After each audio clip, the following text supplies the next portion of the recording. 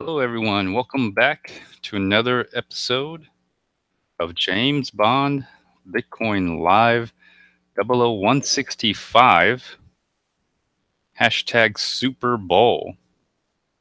So, anyways, hopefully all of you enjoyed a wonderful Sunday, a wonderful weekend. Maybe for some of you, it's already Monday. Who knows? Anyways, let's go over the note section here. Bond Trading View, list of top 58 coins and tokens compared to Bitcoin percentage and all-time high, flagged for shorts. I'll be going over that.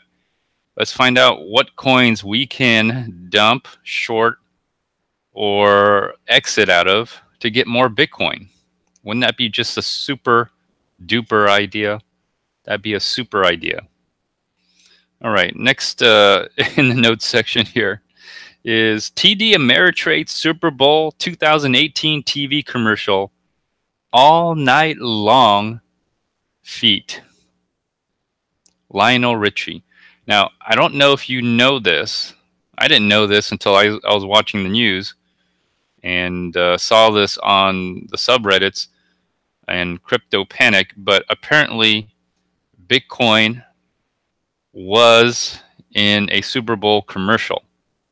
So I don't know how many millions of people watched it. Maybe they didn't, maybe they did. I think they did, since it's the first commercial. But apparently the first commercial, Bitcoin was presented. I'll go over that. So Super Bowl won Bitcoin. Isn't that amazing? Bitcoin actually made it to the Super Bowl. Wow.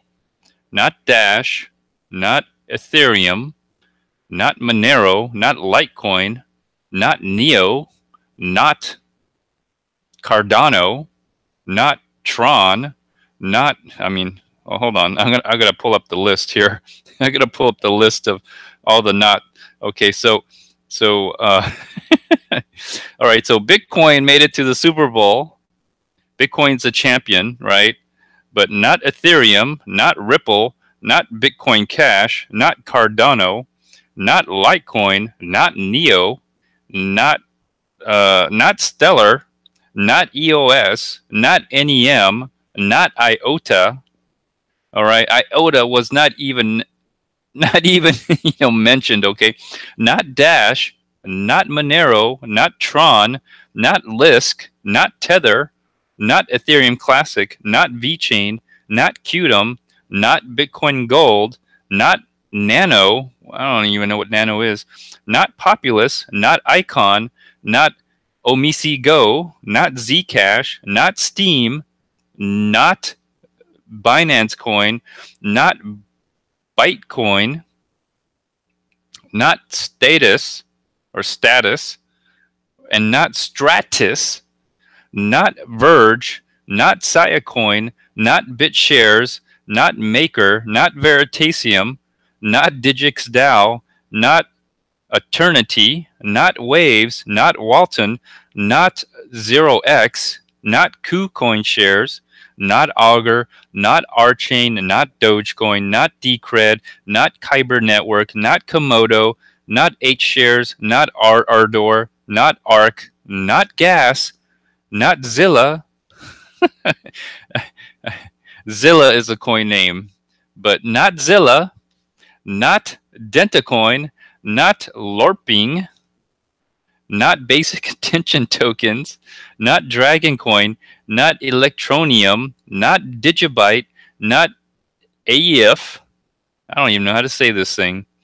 Not Byteball Bytes, not Pivx, not Z Classic, not Bytum, not Cash, not Raven, not Gollum, not Nebulous, not Bitcore, not GX Shares, not Pillar, not Ethos, not Syndicator, not CryptoNix, not IOStoken, not Dent, not SmartCash, not Syscoin, not Ion, not Salt, not Factum, not Funfair, not Monacoin, not Power Ledger, not Kin, not Singularity Net, not Zcoin, not Next, NEXT, not Redcoin, not Enigma, not 10x, not Request Network, not Particle, not MateSafeCoin, not Nexus, not Bancor, not Ignis, not Economy,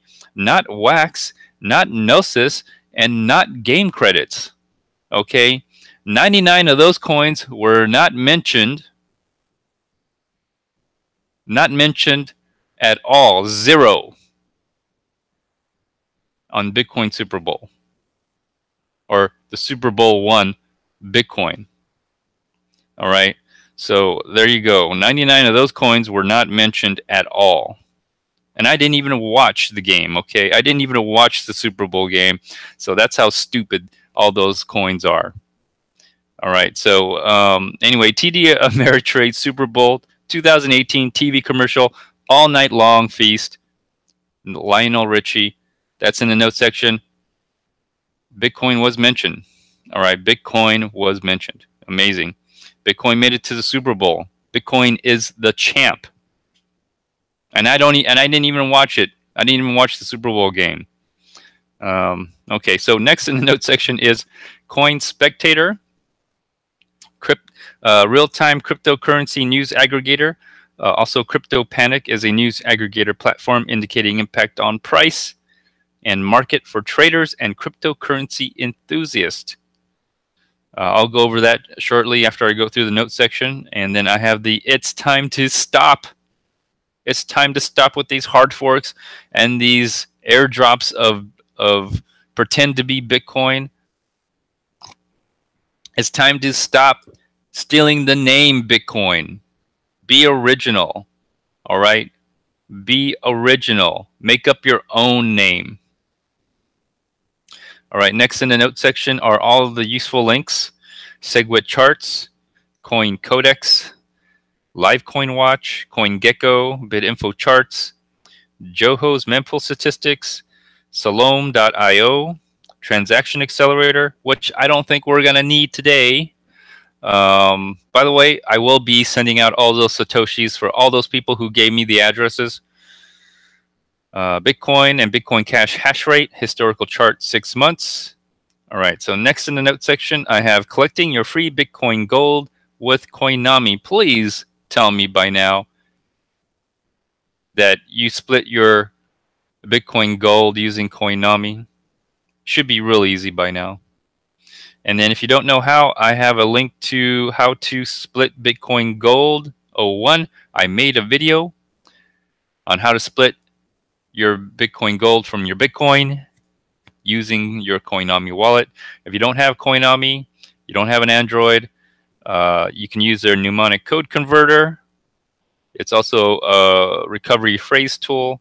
It's also a wallet generator. And so you should be able to simply import your mnemonic seed and select Bitcoin Gold, and there you go. You got your Bitcoin Gold private keys.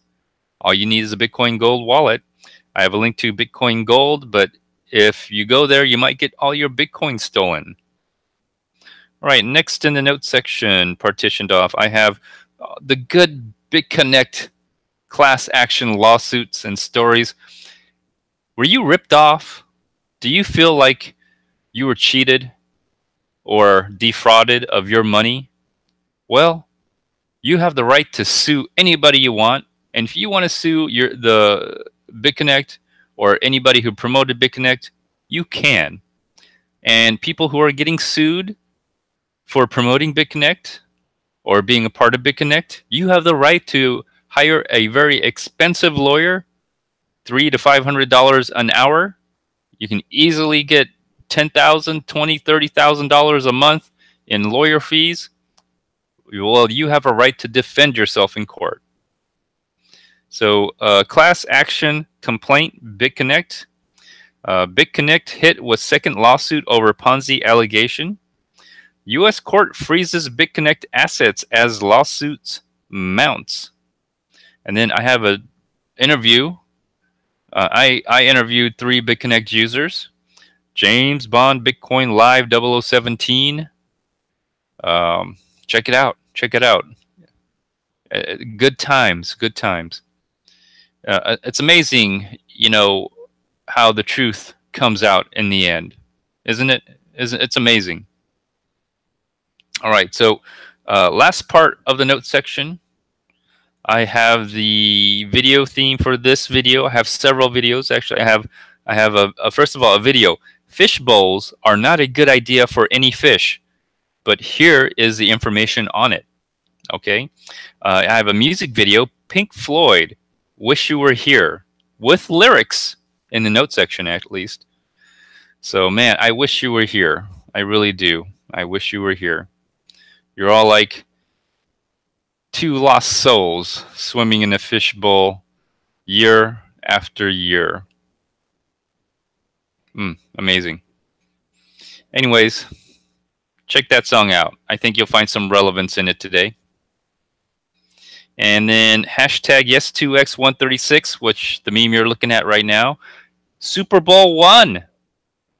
Bitcoin's the champion. All right, the Super Bowl. Super Bowl won. Bitcoin's appearance at Super Bowl. That's kind of good and kind of bad. I mean, when stuff, I remember the .com days where people would advertise the .com companies that advertise in the Super Bowl. None of them are around.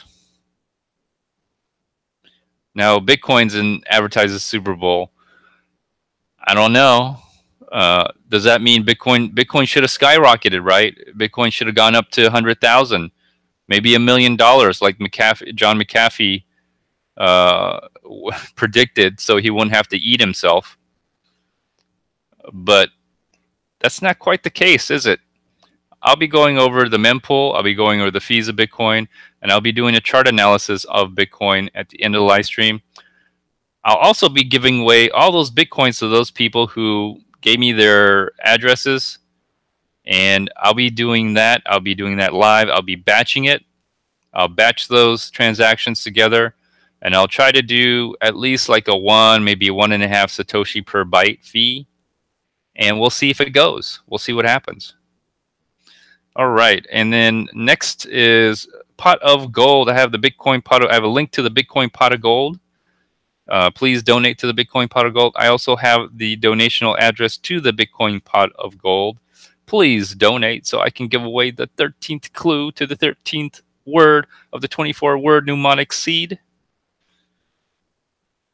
Okay, I'm still live streaming. That's good. So please donate. So everybody gives, and only one person walks away with all the money, just like BitConnect. Anyways, all right. So let's all see who's in the live chat. I don't know if anybody's. Are you all drunk yet? Let's see who's in the live chat here.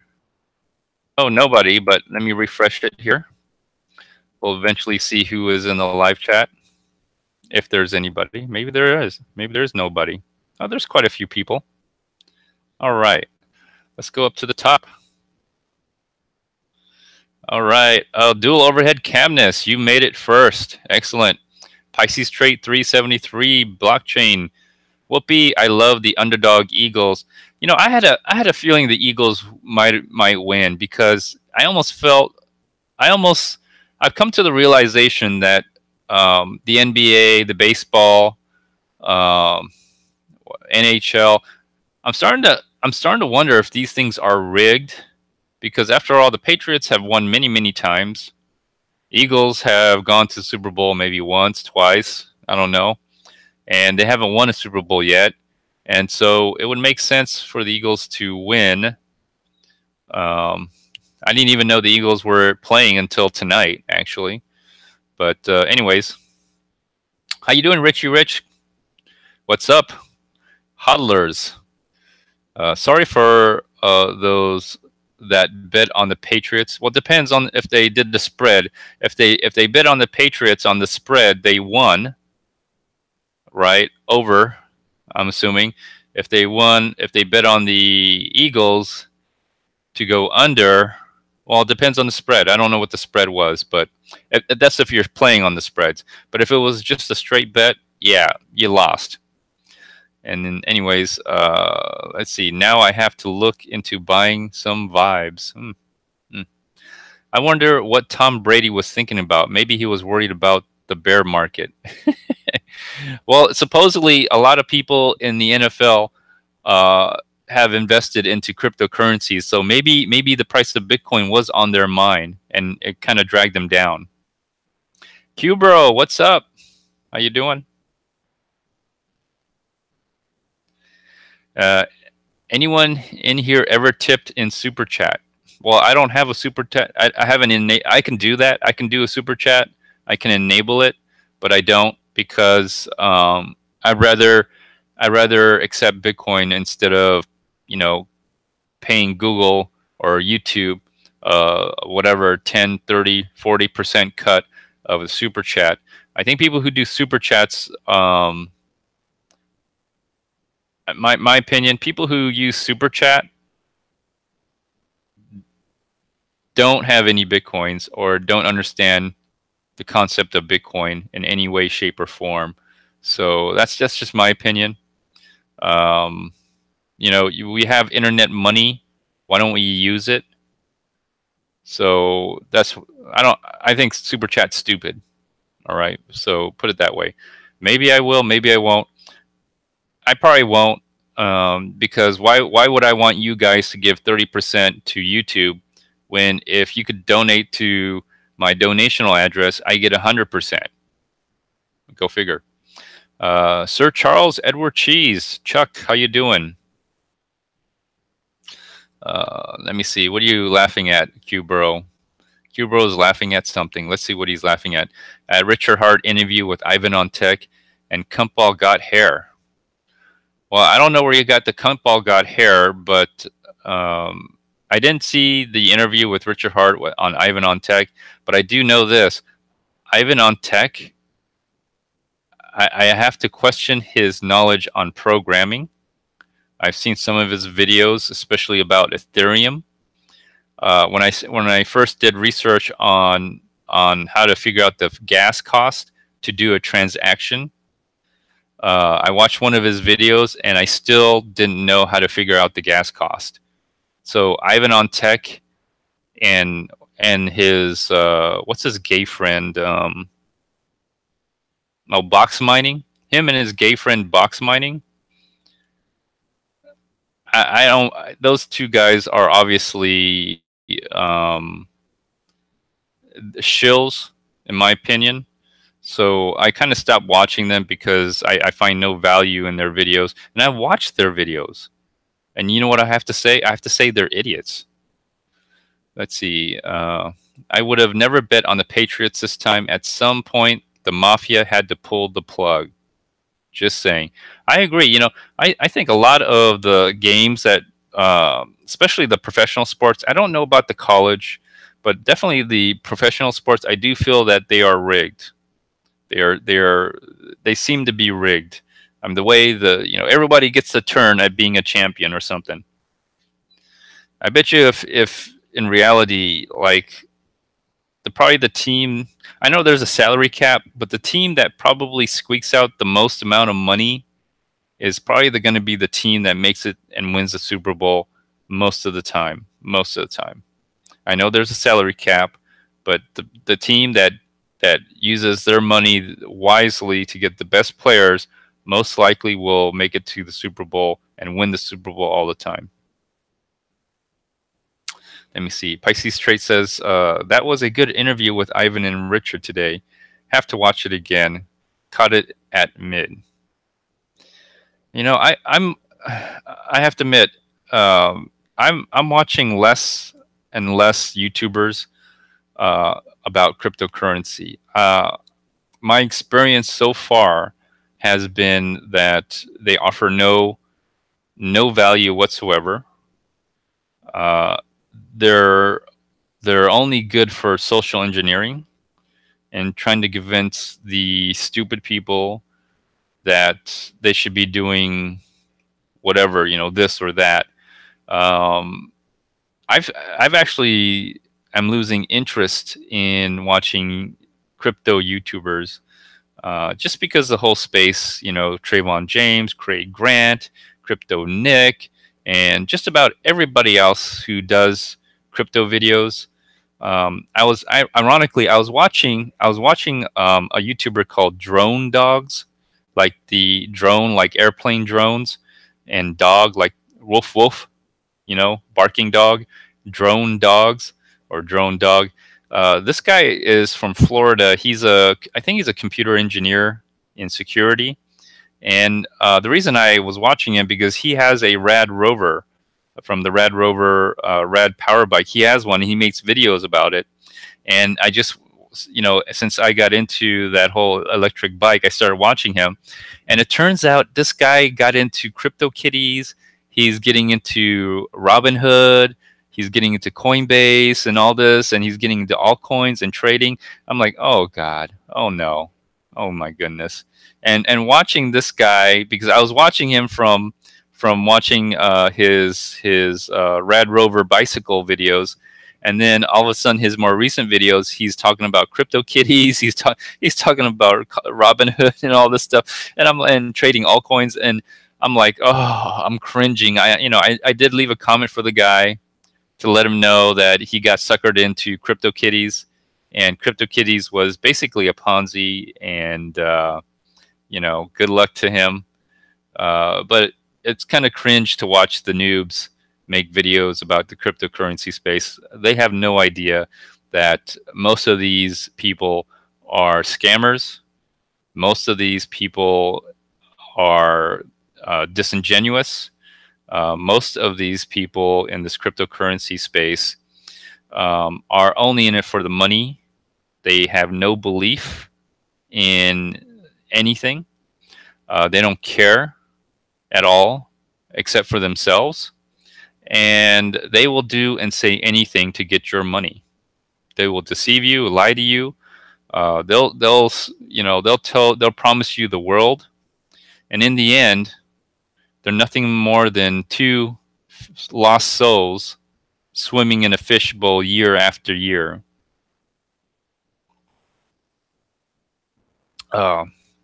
So that's the sad part, you know.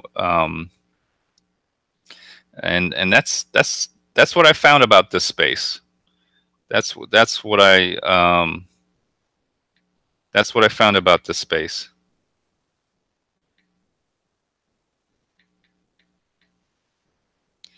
And so I have to admit that, you know, watching the new people come into this space with absolutely no idea of what's going to happen or what to expect, it's cringing. And so I'm not going to stop them. I'm not going to do anything. I do believe that, you know, it is this way for a reason, and it may be the best way, because eventually I think all the new people that have come in, 50% of them will leave as soon as the price deflates, which it's deflating right now. So 50% of them have already left. That's why you see the price of Bitcoin going down. Now from 20,000 to 10,000, 50% of the people have left. They've dumped their coins and they're leaving the space. It's most likely the older people who have been in this space, they're cashing out. They said, I've had enough and I'm leaving. So 50% of the people left. The other, okay, out of that remaining 50% of those people are still in it right now. And some of them are already starting to leave, right? And so by the time you're done, you're left with about maybe 30 to 25% of hardcore believers who truly are the strong hand, and not because they have a strong will or they have a strong hand or they don't masturbate or anything. It's because the Bitcoins they have are no risk.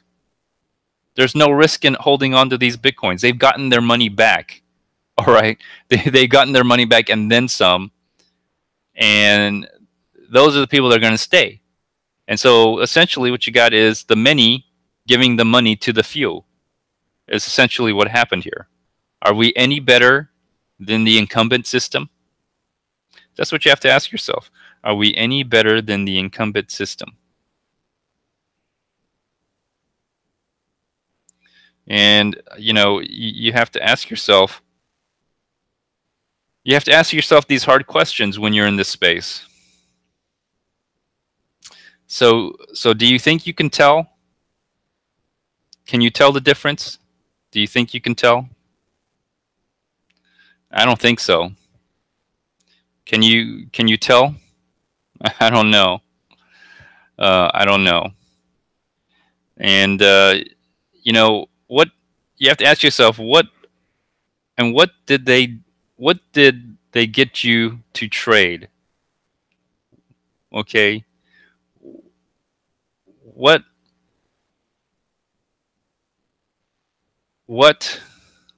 did they get you to trade to do this? And I wish all of you were here. I really do. Because again, we're just two lost souls swimming in a fishbowl year after year, running over the same old ground. And what have we found? The same old fears. Wish you were here. Anyways, let me continue. Let's see here. I've never heard anyone else scream scam over Ethereum other than Tone Vase. Then the Blob is going to release an ICO on it. The Blob. You talking about Richard Hart? You know, I don't know if Richard Hart's truly a Bitcoin maximalist. He did want to do an ICO, which I don't think any Bitcoin maximalist, not that I'm saying I'm a Bitcoin maximalist, I just don't invest in coins that aren't at least 5 years old. And there's only 2 coins right now that are at least 5 years old. Bitcoin being the oldest of 9 years, and then Litecoin, I believe almost 6.5 years, very close to 6.5 years. That's about it. Those are the only coins that are over 5 years old. All these other coins are nothing but fetuses.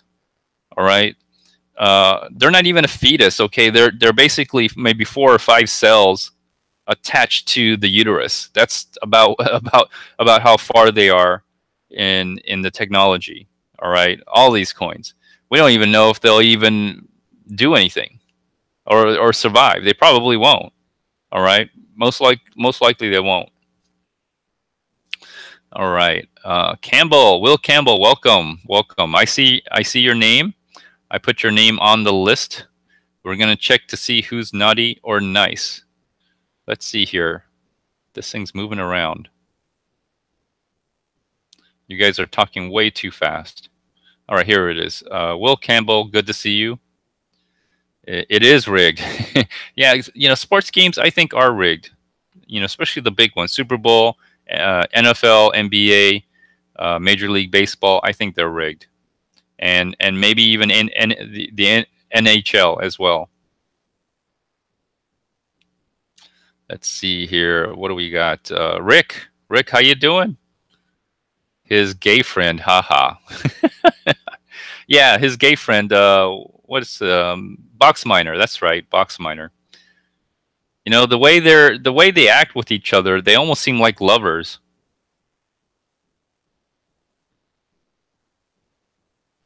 Let's see here. Let's. Watching the majority YouTubers, Rick says, watching the majority YouTubers who have appeared over the last year is a waste of time. Yes, it is. It is sickening. Let's have a look at you guys. You guys are just going crazy here.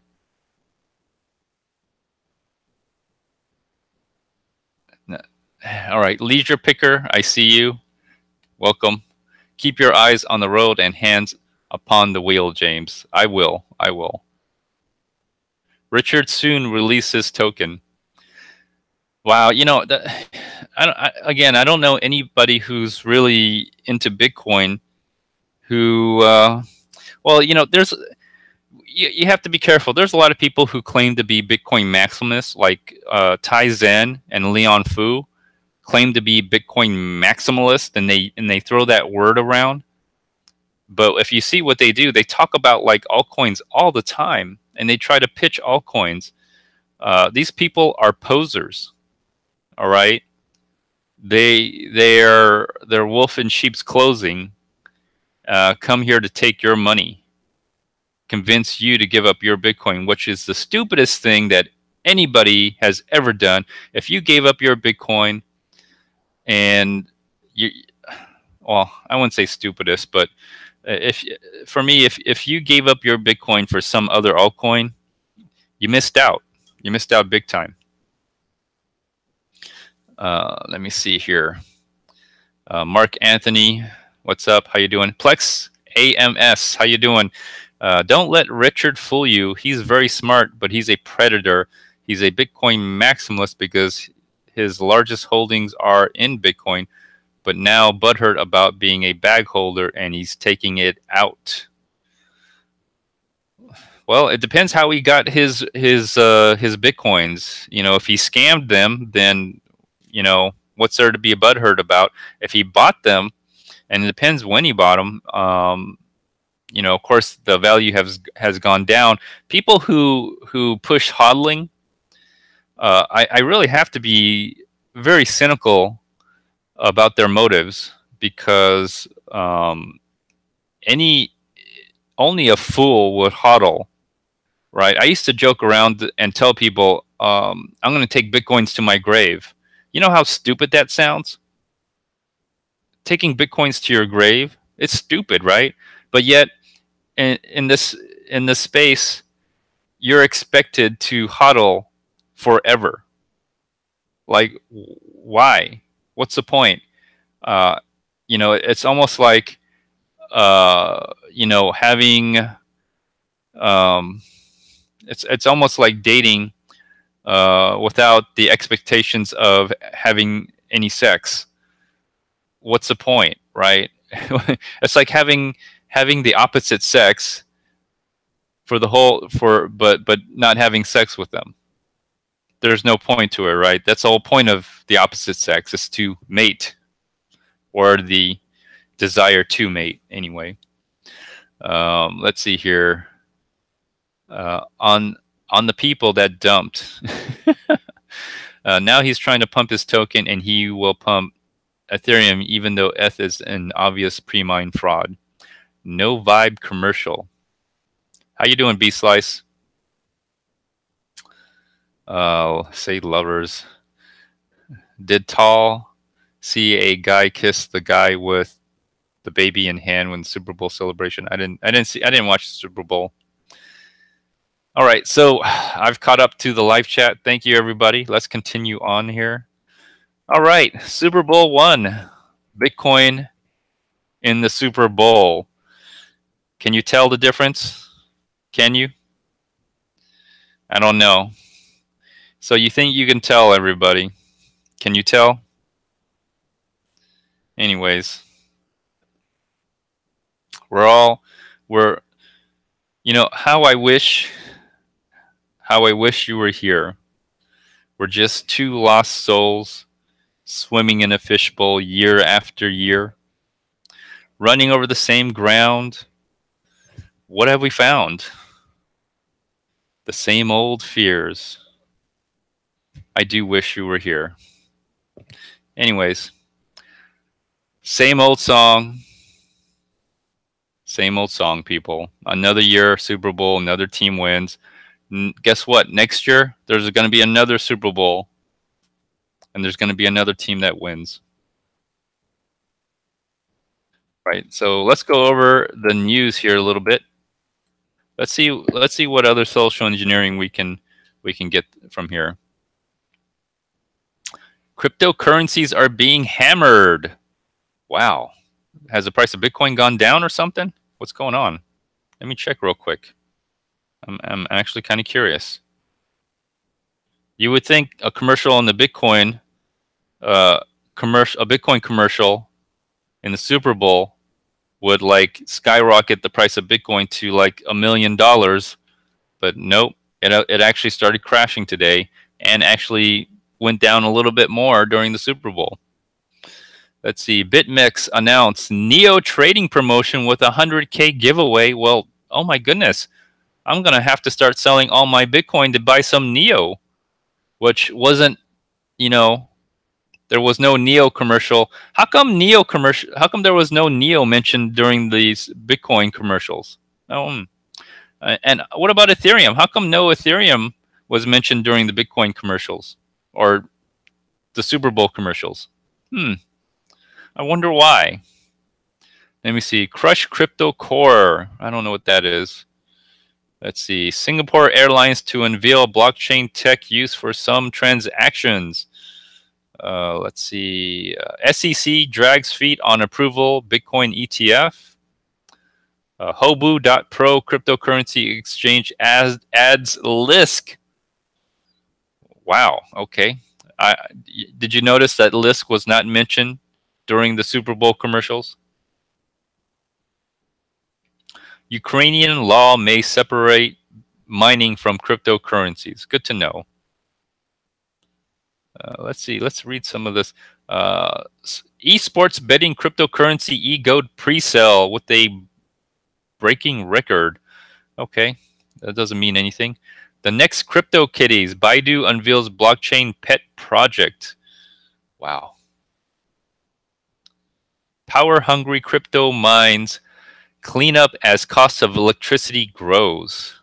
You know, here's the thing. If the price of electricity goes up, what do you think the price of Bitcoin has to do? The price of Bitcoin has to go up.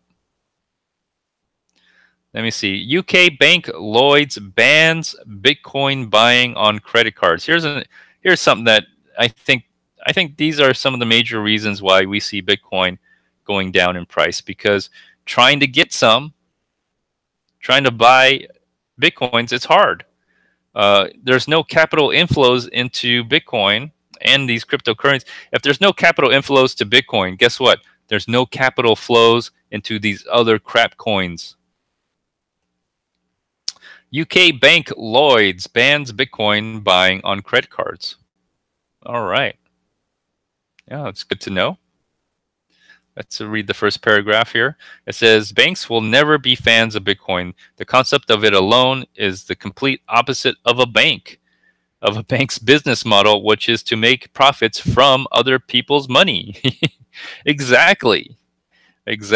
Oh, goodness. Why am I not surprised? Past sell-offs were followed by rallies of 150% within 84 days. Tom Lee remains bullish on Bitcoin. You know, when I hear news and headlines like this, that tells me that's a market signaling to me to sell my Bitcoin. Because why would you want to tell people this unless you really are desperate for people to buy in? Let me see here. Let's just keep going. Let's see if there's any. Here's something. NFL players interested in tackling Bitcoin, securing futures with cryptocurrencies. Oh, hey, perfect story. NFL players interested in tackling Bitcoin, securing futures with cryptocurrency. Really? Let's see what they have to say. Bitcoin and other cryptocurrencies are on the tips of many people's tongue these days, and now professional athletes in the National Football League are looking to get in on the action. With Bitcoin and other cryptocurrencies becoming more mainstream, NFL players are starting to get involved. Wow, what a great story to come out the day of the Super Bowl. Oh man, I'm drinking some water. I just completed the installation, not me, but I paid someone to do this, a whole water filtration system, because I have a tankless water heater now. And so a part of having a tankless water system is to actually have, pure water going through there. So I had to pay to get a water filtration system as well. And I noticed the water, wow, it's pure water. without any of the calcium or any minerals in it. And I have to tell you, there's a difference between hard water and soft water. I can actually feel the water going in my body versus the hard water just sitting in my stomach.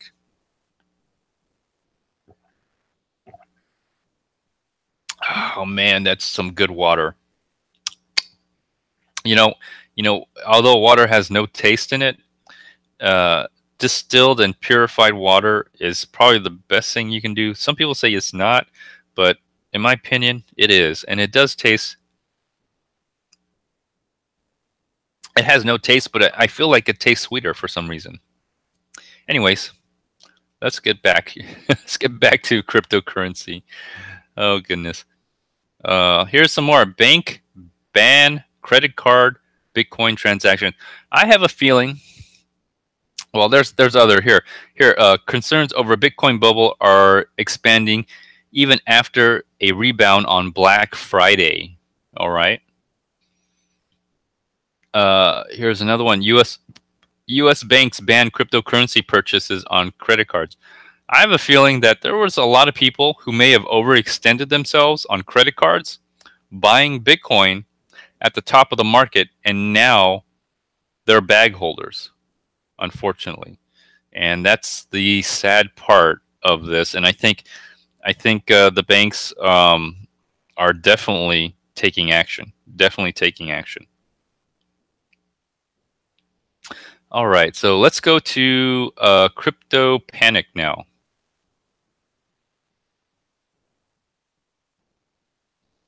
Panic, excellent. All right, hopefully the NFL has the Super Bowl is over, I'm assuming. Zatori Hewitt, how you doing? Welcome to the live chat. I feel like that when I drink Fuji water, it's just refreshing. Well, I don't know what Fuji water tastes like, but the plumber who installed the water filtration system, he basically, I mean, I got the best that's available in this area, in this market, and I forgot the name of it, but apparently it's a new system. It's no salt. It's a saltless water filtration system. I don't have to do anything for, I don't know, 20 years or something. I don't have to do anything. They just install it. I don't have to do anything. I don't have to refill anything, and it just filters the water. It has one filter. It's an actual filter. It looks like a roll of yarn, and that filters the large particles of water. It hits that first, then it goes into a large tank, and then after going through the large tank, it goes through the smaller tank, and then it goes into the house. And the whole purpose of that was for the tankless water heater, so I don't have to flush it out every year. I don't even want to bother with the tankless water heater, so that's why I got the filtration system. And so basically now I don't have to have some schmuck coming every year and a half to flush out my tankless water heater. I could just not bother with it. But the side effect is, man, the water tastes great. And the plumber told me I don't even have to buy water. The water I get in my house now is probably better than the water in the stores that people buy water from.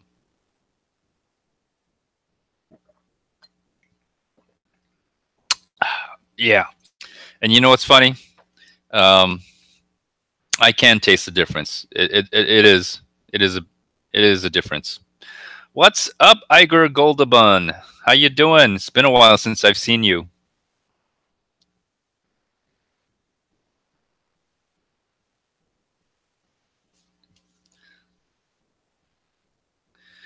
Yeah, they are expensive, Leisure Picker. They are expensive, but you know why I got them? I got them because I was tired of taking cold showers. I wanted a long, hot shower, and I said, let's go tankless.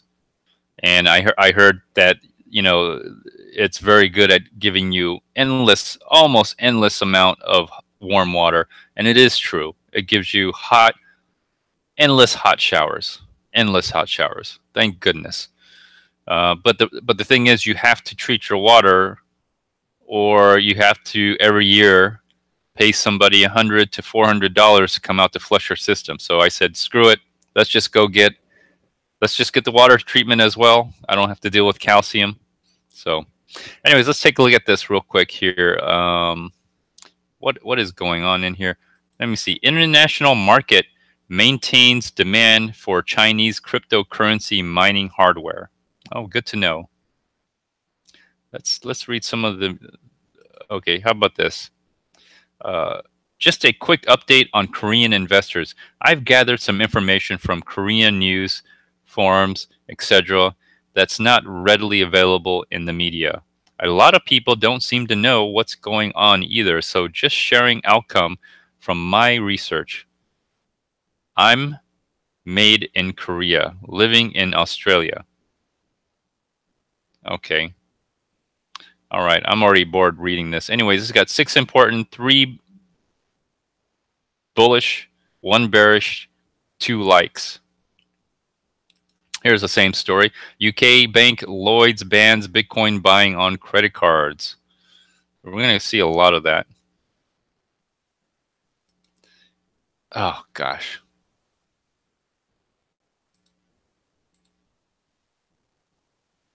All right, so sorry about that. All right, so past sell-offs were followed by rallies of 150% within 184 days. Tom Lee remains bullish on Bitcoin. Maybe historically that's true, but the last time it took 2 years, almost 3 years, before you saw another rally, which was the rally of 2017. I'm noticing that the time frame between each rallies, it seemed to be taking longer. I don't know about you, but it seems to be taking longer. But I could be wrong. Maybe the price of Bitcoin will go up like $1 million by tomorrow now. Let's have a look here. Let's see.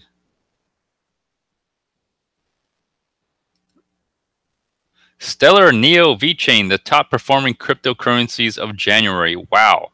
Well, that's a cue for all of you who are holding those coins to start dumping them and try to get some Bitcoin. All right, so here's the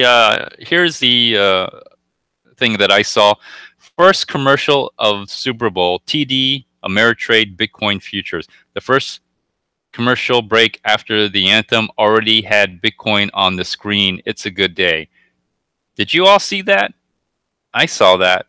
I saw the commercial. I didn't watch the Super Bowl game. That has 16 bullish, 10 important, 10 likes, 4 lots of laughs, and 2 saves.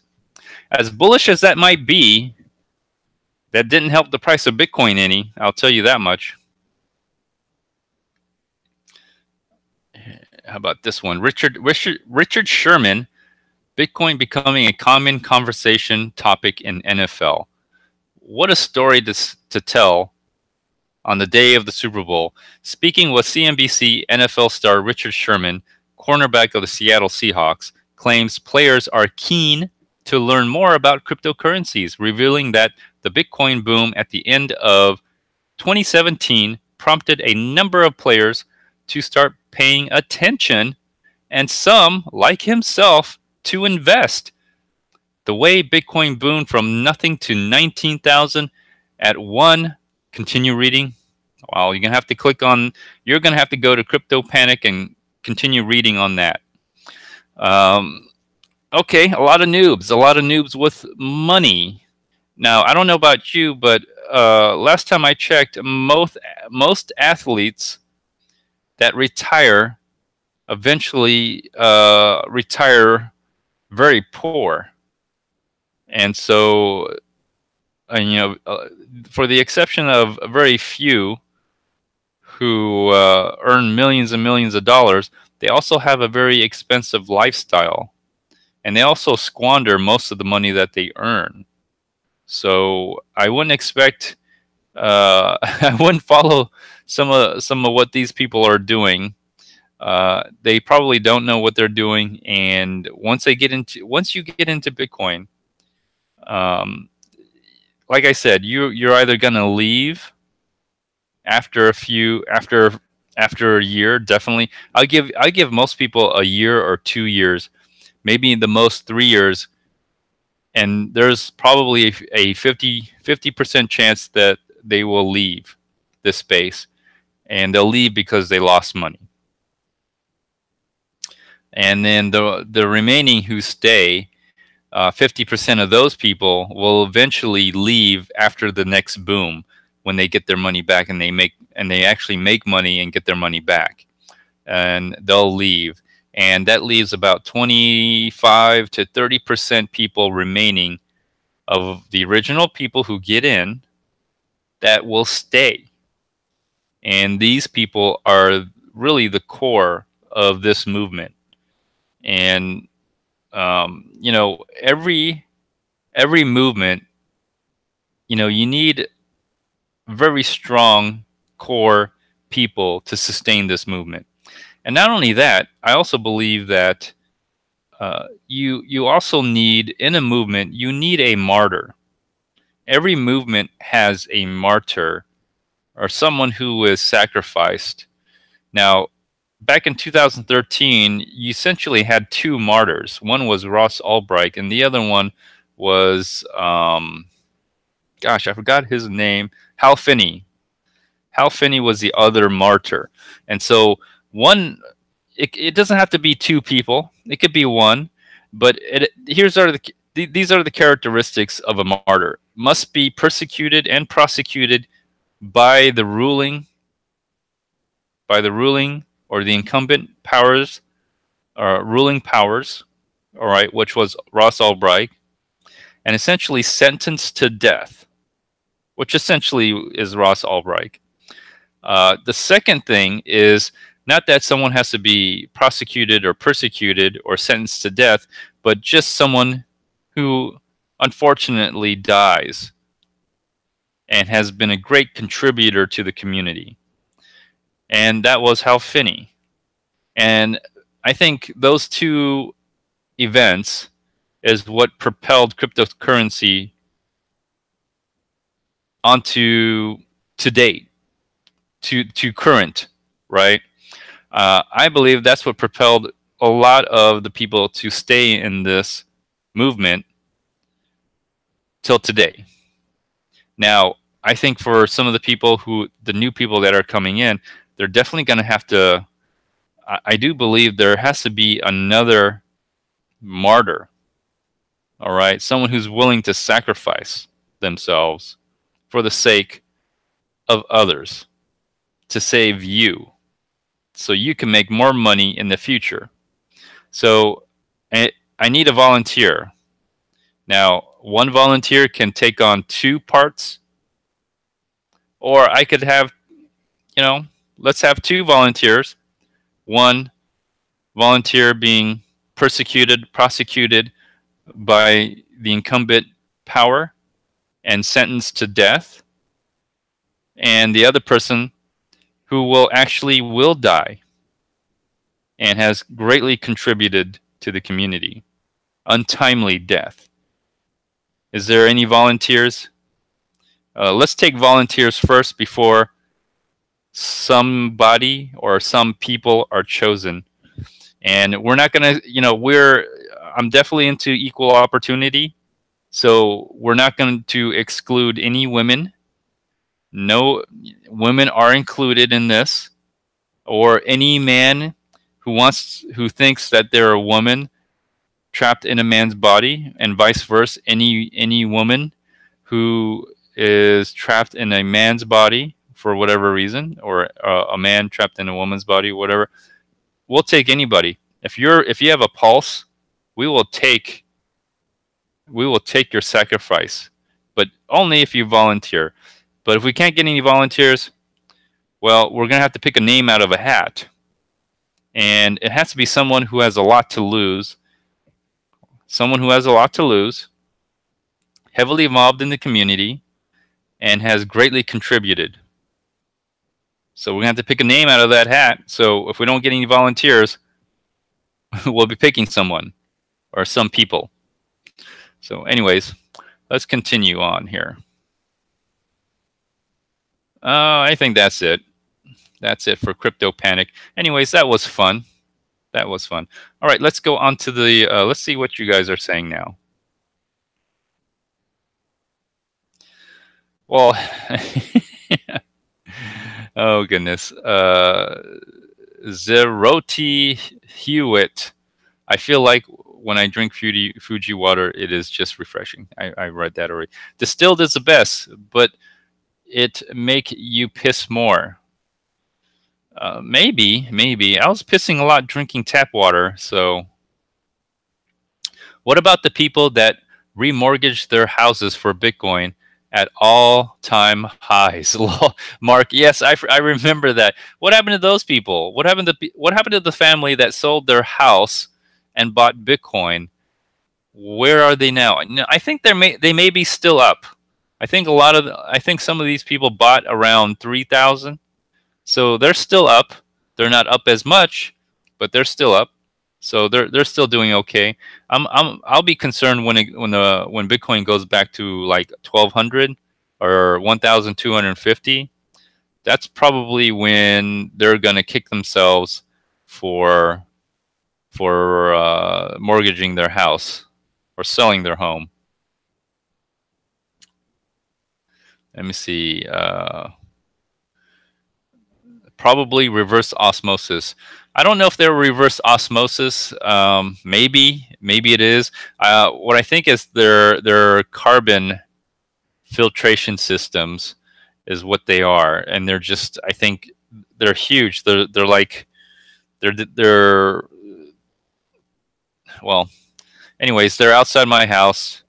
They're buried into the dirt in the ground, and they're pretty good. Very expensive. You're right. Total cost? Oh, I don't know. Let's see. I had to split it with my wife. I only paid for 2,500. So I guess she paid for the other 2,500. So I guess it was like $5,000-6,000. You know, the original water heater lasted for 12 years. You know, I hold off on buying or improving the house unless it's literally breaking down. And then when I do upgrade, I usually just go for the best because I plan on being here for a very long time. I don't plan on moving or going anywhere. Although I haven't worked in 10 years, I don't think I'm going to move. And I'm pretty settled here. I like where I am. I like Texas because it's right in the middle of North America. I feel like it's in the middle of North America. I go north, I hit Canada. I go east, I'll hit the Atlantic. I go Florida to New York. I go west, I'll hit California. And if I go south, I'll hit Mexico. And then I'm also next to an ocean, which is Houston, is very close to an ocean. So I feel very centralized or very central, and I'm able to go places within a reasonable distance. Eventually, I do want to go to Belize. I like to go to Belize. I like to visit the temples, the Mayan temples or the Inca temples. I'm not sure which one.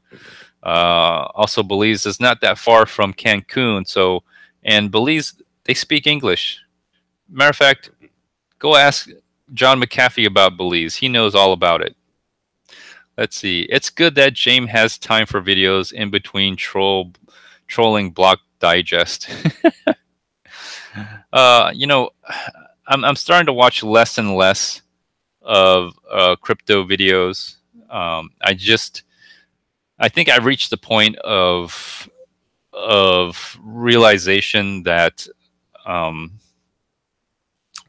getting information from crypto bloggers is really a waste of time. I mean, there are very few crypto bloggers that I watch now, and I watch them because I've been watching them for years, like since 2013 I've been watching them, and I've learned a lot. I've learned a lot from the bad YouTubers as well.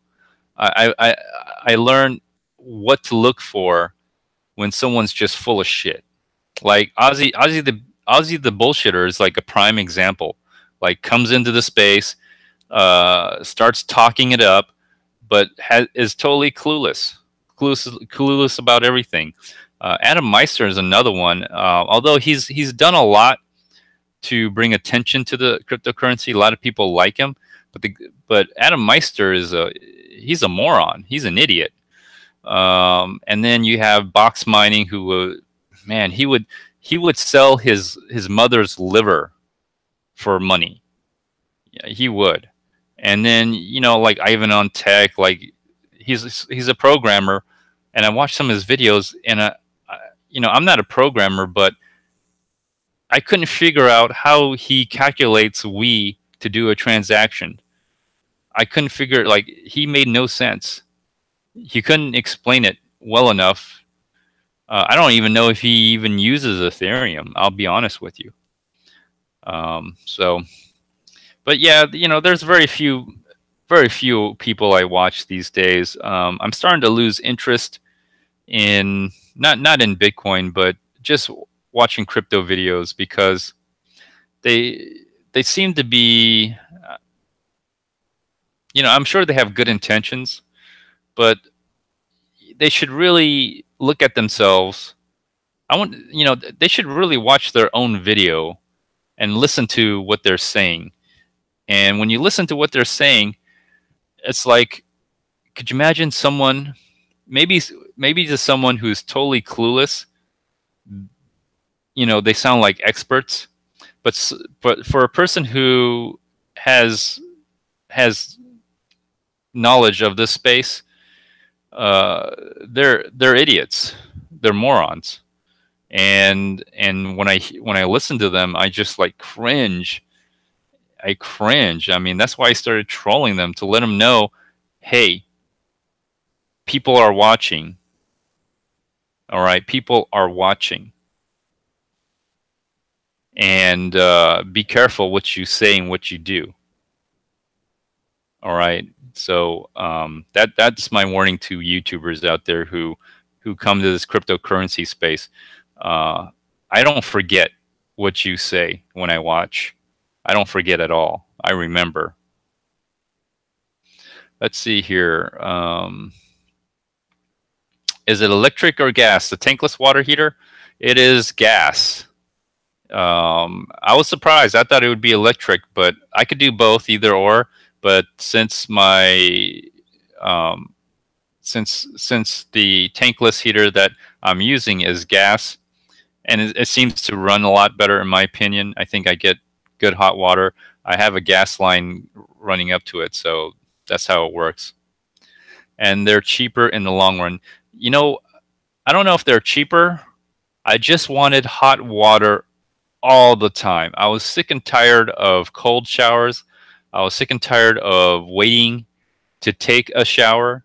Like our family had days where they could take a shower. Like I had to wait a certain day to take my shower, because we would run the dishwasher and do the laundry, and then there's no more hot water. It was like cold. I had to take like a 10-minute shower, and you know, I love hot showers. I just like standing there, letting the hot water hit my back. It feels like a little massage. So that's why I really got it. But you're right, it is cheaper. It is cheaper, and I don't have to mess with it for 20 years. 20 years.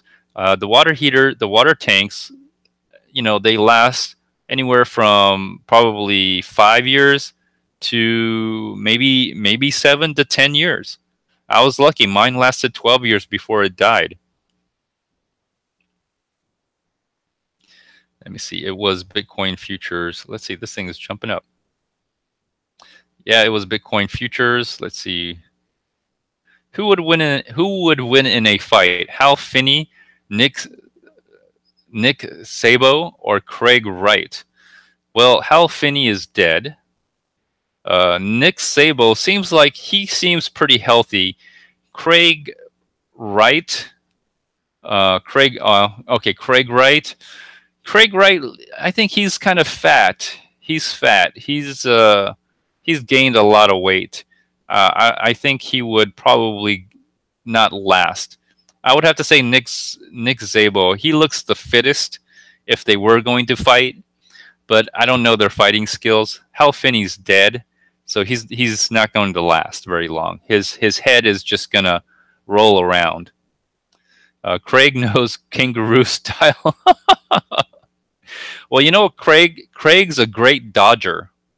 He knows how to tax dodge. He knows how to dodge questions. So, but that's not fighting, right?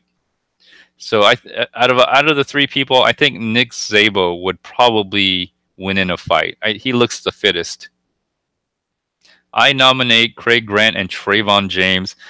I know you're talking about them being sacrificed, but we need real Bitcoiners, unfortunately. People who actually believe in what they're doing. And Craig Grant and Trayvon James are you know, they're not real. They're fake. That's like, you know, sacrificing the lame. That's a poor and lame sacrifice. You know, they wouldn't be considered martyrs. You know, we would consider them as, you know, nuisance. They're a nuisance to this community. Roger Ver stabbing Richard's heart. What's up, Booger Guy? Booger's Guy, what's up? How you doing? 10-minute increments. Big connect. Can't get tired of that. DD8209, what's up? It's all bullshit. Hey, hey, hey, hey, hey. Big connect. Oh, that guy. What's his name? Montos? Whatever. That guy's a moron. That guy's an idiot. Blockmax, how you doing? What's happening to all the crypto?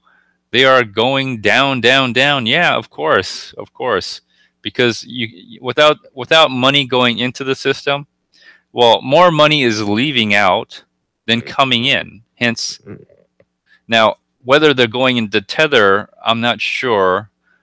Are people cashing out? At this point in time, the only way to cash out is you literally have to sell to the greater fool to cash out. You have to find someone who's willing to give you cash for your crypto. Now, the only cryptocurrency that I know that someone's willing to buy from you is Bitcoin. I'm not interested in Ethereum and any altcoin out there. I'm not interested. I only buy and sell Bitcoin. All right, that's it. And I try to buy a large amount. I don't buy like 0.25. Or, you know, I try to buy like as much as I can, more than one at this current price, more than one Bitcoin at least. Crypto video fatigue. I don't know if it's crypto video fatigue. I think it's just you know, I just can't take the bullshit anymore. You know, I can't take the lies. I can't take the deception. And you know, I didn't come here so people can try to scam me out of my Bitcoin. That's not why I came here at all. I came here to learn. I came here to you know, be a part of a movement. I came here to you know, be something greater than what I am. Be a part of something. And so far what I've seen is pretty disgusting. You know, I don't know what's worse, the bankers or cryptocurrency video bloggers. I think right now it's the cryptocurrency video bloggers. They're worse than the bankers. They're worse. I would almost have to say they're worse than the scammers. Well, they are essentially scammers, but they're worse than, man, I want to say they're worse than rapists, but you know, rapists are pretty low people. But some of these cryptocurrency vloggers, they rape. They're rapists in their own way. Blockmax, should I buy Bitcoins? Yes, you should always buy Bitcoin when you have a chance. Q-Bro says, I use drugs. Well, good for you. Hopefully you got a doctor's note for that. Let me see.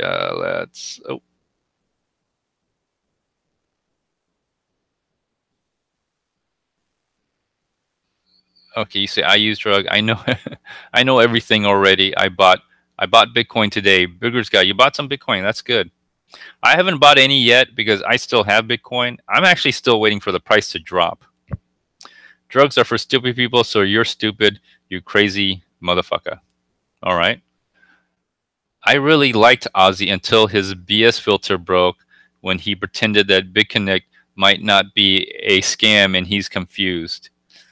Well, I personally think that his whole intention was to come into the cryptocurrency space, and I think he actually really tried to befriend me. And the way he was trying to do it, it was such a weird way. Like he was trying too hard, which I entertained the idea, and I thought he might actually be a good friend.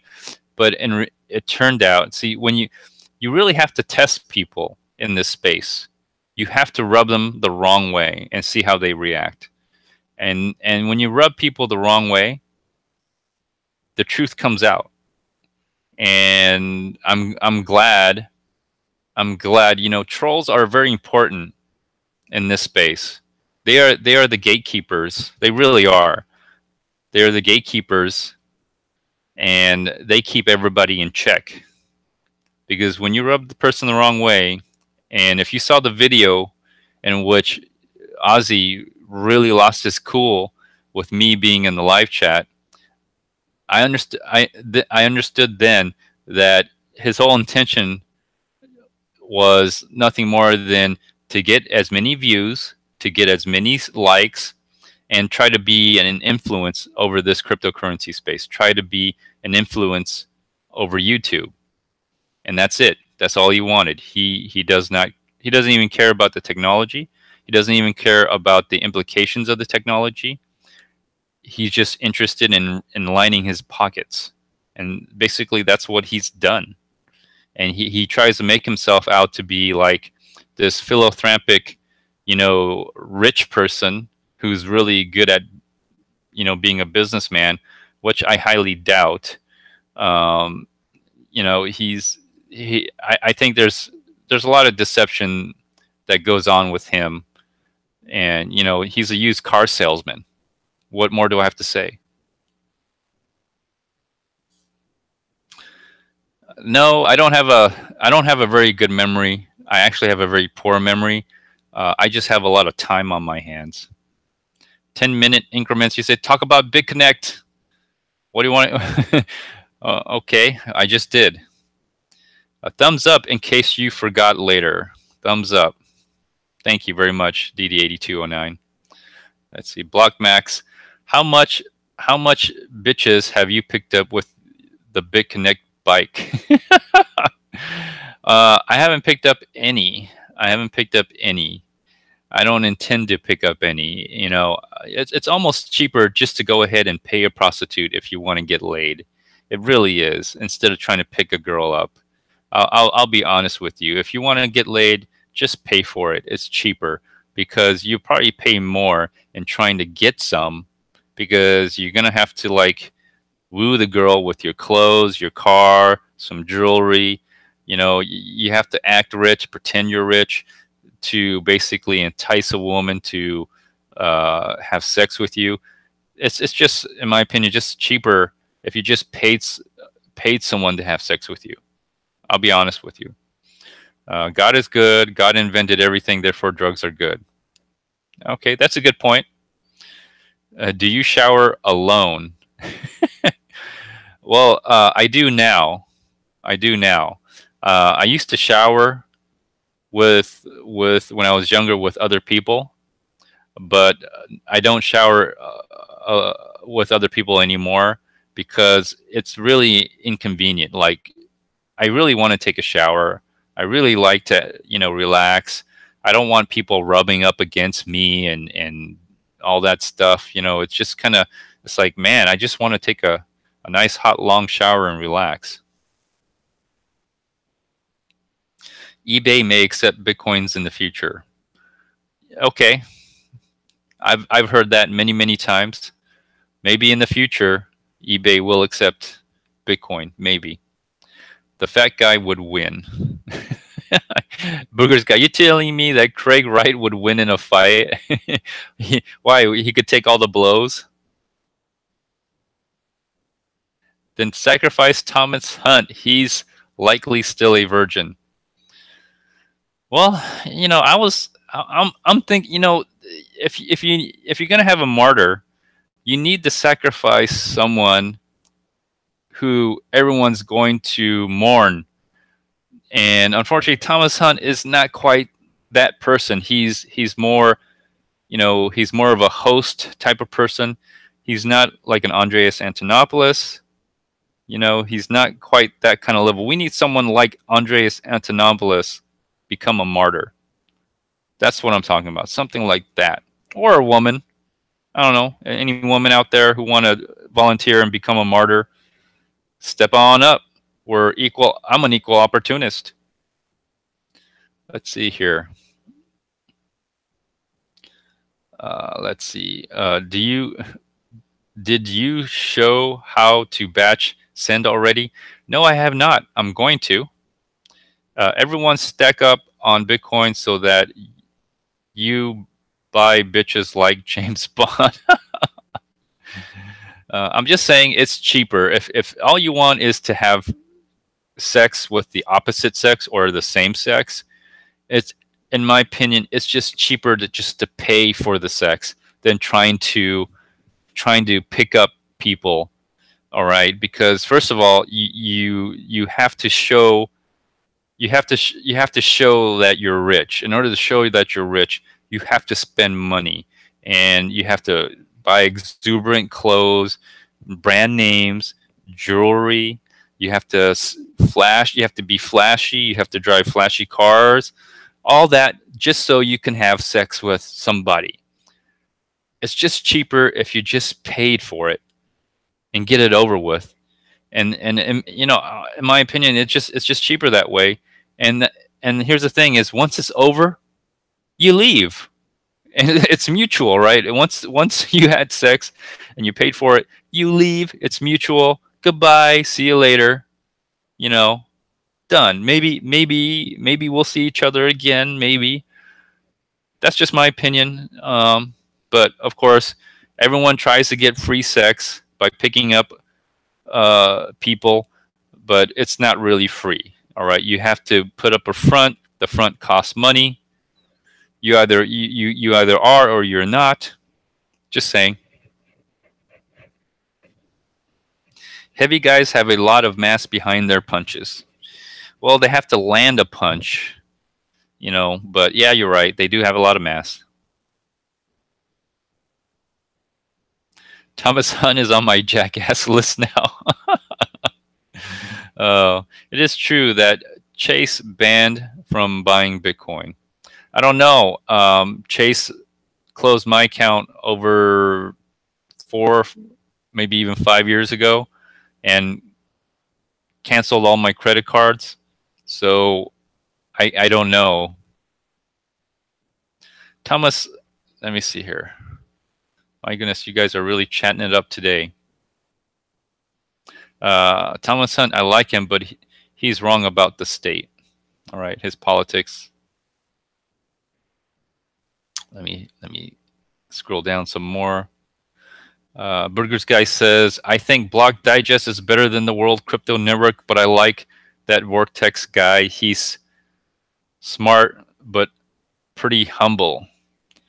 Well, Burgers Guy, let me tell you something. I remember I was watching the World Crypto Network, and for whatever reason, they were doing a live stream, and it was totally rehearsed. And I think they screwed up, or there was no sound, or something weird happened. They had to re-live stream it again, and word for word, verbatim, they did exactly the same video. So once I saw that, I knew that, you know, the World Crypto Network may not be as legitimate as they may have perhaps once were. They've definitely, and plus they definitely changed the way they do things. But you know, I think a lot of this stuff is rehearsed or a lot of it is, I don't know, made up. I think it's full of shit. Especially, I'm making a lot of videos now. I'm doing the Rad Rover bicycle. Pretty soon, I'm going to get the mini Rad Rover. I'll be doing a whole video series on that. What's funny is I do crypto videos like the live stream that we're on right now. They get very little views. I don't pay for views. I don't market myself. I do a video on the Rad Rover. It gets views every day.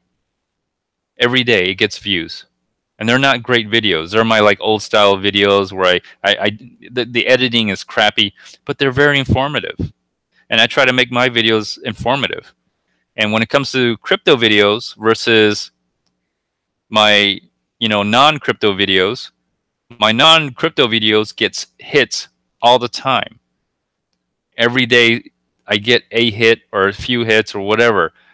My crypto videos, other than the live stream for like one day, they don't get any hits whatsoever. I'm trying to say that here. I'm trying to say that we're in a fishbowl, people. Okay? And we are nothing but little tiny little fishes swimming around in this little fishbowl. And we think we're in a whole big universe regarding Bitcoin. In reality, cryptocurrency and Bitcoin, when I walk out there, I mean, I hear more about it. The plumber who did all the tankless and the filter system, he knows about Bitcoin. I mean, people know about Bitcoin, but the people who know the truth about Bitcoin, the people who know the truth about this cryptocurrency space, there's very few people who know the truth. And maybe in some sense, we don't want to hear the people who have been in this space long enough to know the truth. Maybe we don't want to hear the truth because we can't handle the truth. All right, we're just little fish in a little bowl, and we think we're the world. So, anyways, that's just me.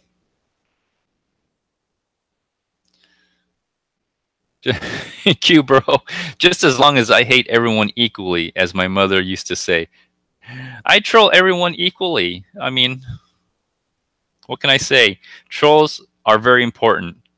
Without trolls, you know what we would have? We would have a bunch of posers.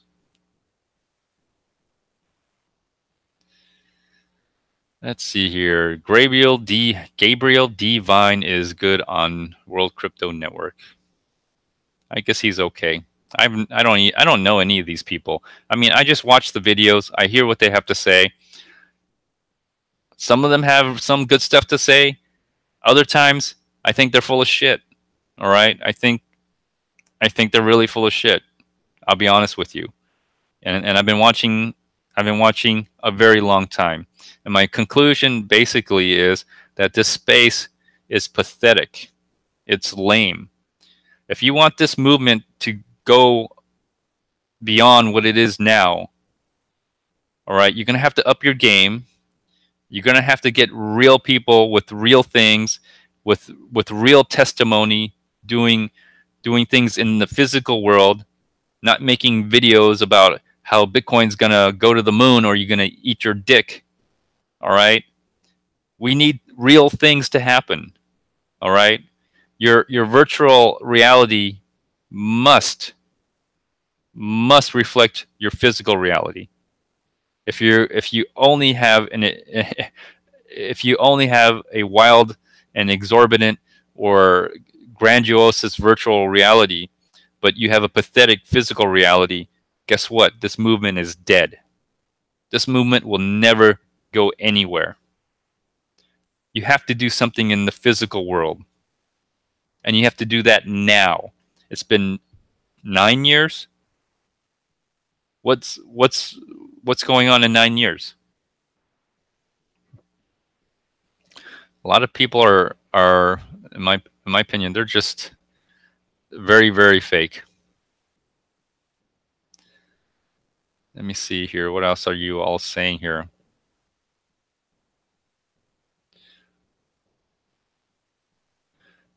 Leisure picker. Are you glad to hear from my dating advice? I'm not saying that's not a dating advice. That's just sex advice. It's just cheaper to pay for the sex. If you want to date, you can date. If you're looking to find someone to have an emotional relationship, all right, it's worth it. It's worth it to do these things, but you got to be careful because there's people out there that only care because you're going to provide for them, right? They only like you because you're going to be the provider, and I think you should stay away from those people. Uh, you know, gold diggers. I wouldn't say gold diggers, but at some point, and typically it's usually the women. I don't mean to pick on women, but it's just my experience from my own life. Women tend to expect you to provide for them, which is ironic since they always complain about being treated equally and all that. So, you know, it's hard when you're young. You know so little, and then when you go through life and you see the end results, you realize all the flaws and the mistakes that you made. And unfortunately, that's the problem with life is you don't know until it happens to you, and by the time it happens to you, it's too late. Blockmax, you say, I'm a senior in high school. What do you think if I buy as much Bitcoin as I can, I will be wealthy and not have to work? Well, I definitely believe you can be wealthy, but unfortunately, I guess it depends. Everybody has to put some work into it. Everybody. As much as I would like to say, or I think you don't have to work if you become wealthy, I don't think that's true. Sometimes I think becoming wealthy or being rich is causes you to work more, because now you got things to worry about. You got to worry about your money. You got to worry about your investments. You got to worry about the gold diggers. You got to worry about the scammers. You got to worry about people just trying to befriend you for money. It's more work. It's actually, in my opinion, to be. I mean, I'd rather be wealthy and live a very poor life than to be wealthy and live a rich life. Just because there's no expectation of me to do anything with my life, even though in reality you could be wealthy. It depends on what your definition of wealthy is. Considering I make no income and I don't work, but yet I have time to be on YouTube to chat with you. Pisces trait. You wonder if Adam is the Ivan type. Well, I have my suspicions of Adam, but I think he's anybody's type as long as you pay him 0.1 Bitcoin or 0.01 Bitcoin. Let's see here. What else are you guys saying? Rad Rover is more popular than Bitcoin now. Maybe. Let's see here. Coin diggers. Market coin diggers. Oh gosh, you guys are okay. Richard Hart, bit license. All right, now that I caught up, let's continue on here. Let's continue on. The Super Bowl one of Bitcoin. All right, let's go on here. Oh yeah, I almost forgot the Bitcoin pot of gold. Please donate to the Bitcoin pot of gold. The QR code on your left here is in the arrow pointing to the Bitcoin pot of gold is the donational address. Please donate so that all of you can give and only one person can walk away with all your money. That's the way this cryptocurrency space works. QR code on the right If you think you can hack, or are you a hacker? Well, scan that QR code and hack away at the password. If you can figure out the password, all those Bitcoins are I'm sorry, are yours. In this cryptocurrency space, there's two things that happen. Either you are scammed of your Bitcoin or you're hacked. All right, so you're scammed or you're hacked. So this Bitcoin pot of gold is a representation of it, and then the QR code down here in the middle is a link to Yellow Fever for You. He's the one that gave me this idea. So thank you, Yellow Fever for You. All right, let's go on. All right, here it is, everyone. Here's the video, and you can clearly see right here, it says Bitcoin futures available. Fiesta forever. This is the TD Ameritrade commercial. Let me see if I can just read it. That was quick. So Lionel, you're not gonna say it, right?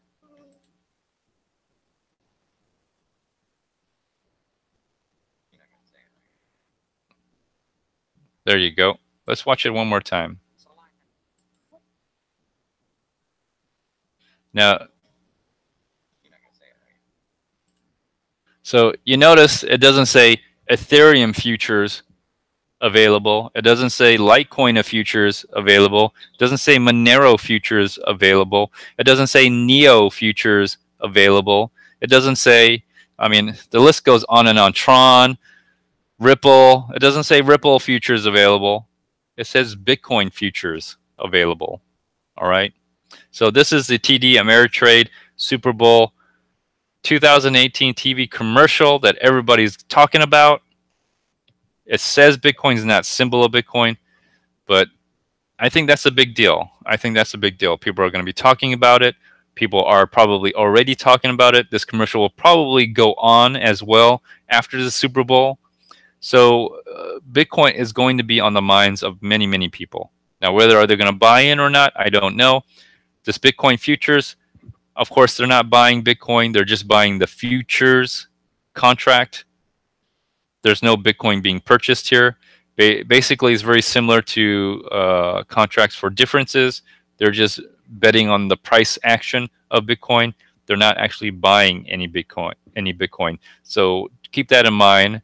All right. But it may help some of these people. It may help more speculators, more traders to actually maybe consider buying Bitcoin. Of course, when they get into this space, they're going to realize their bank accounts are going to be closed. Their credit cards are going to be shut down. They're going to find it hard to go and find a bank account after that. They're not going to be able to cash out so easily. You know, the upside is they may start understanding how the monetary system works. They may start understanding that you as an individual have the power to create an infinite amount of money using Bitcoin.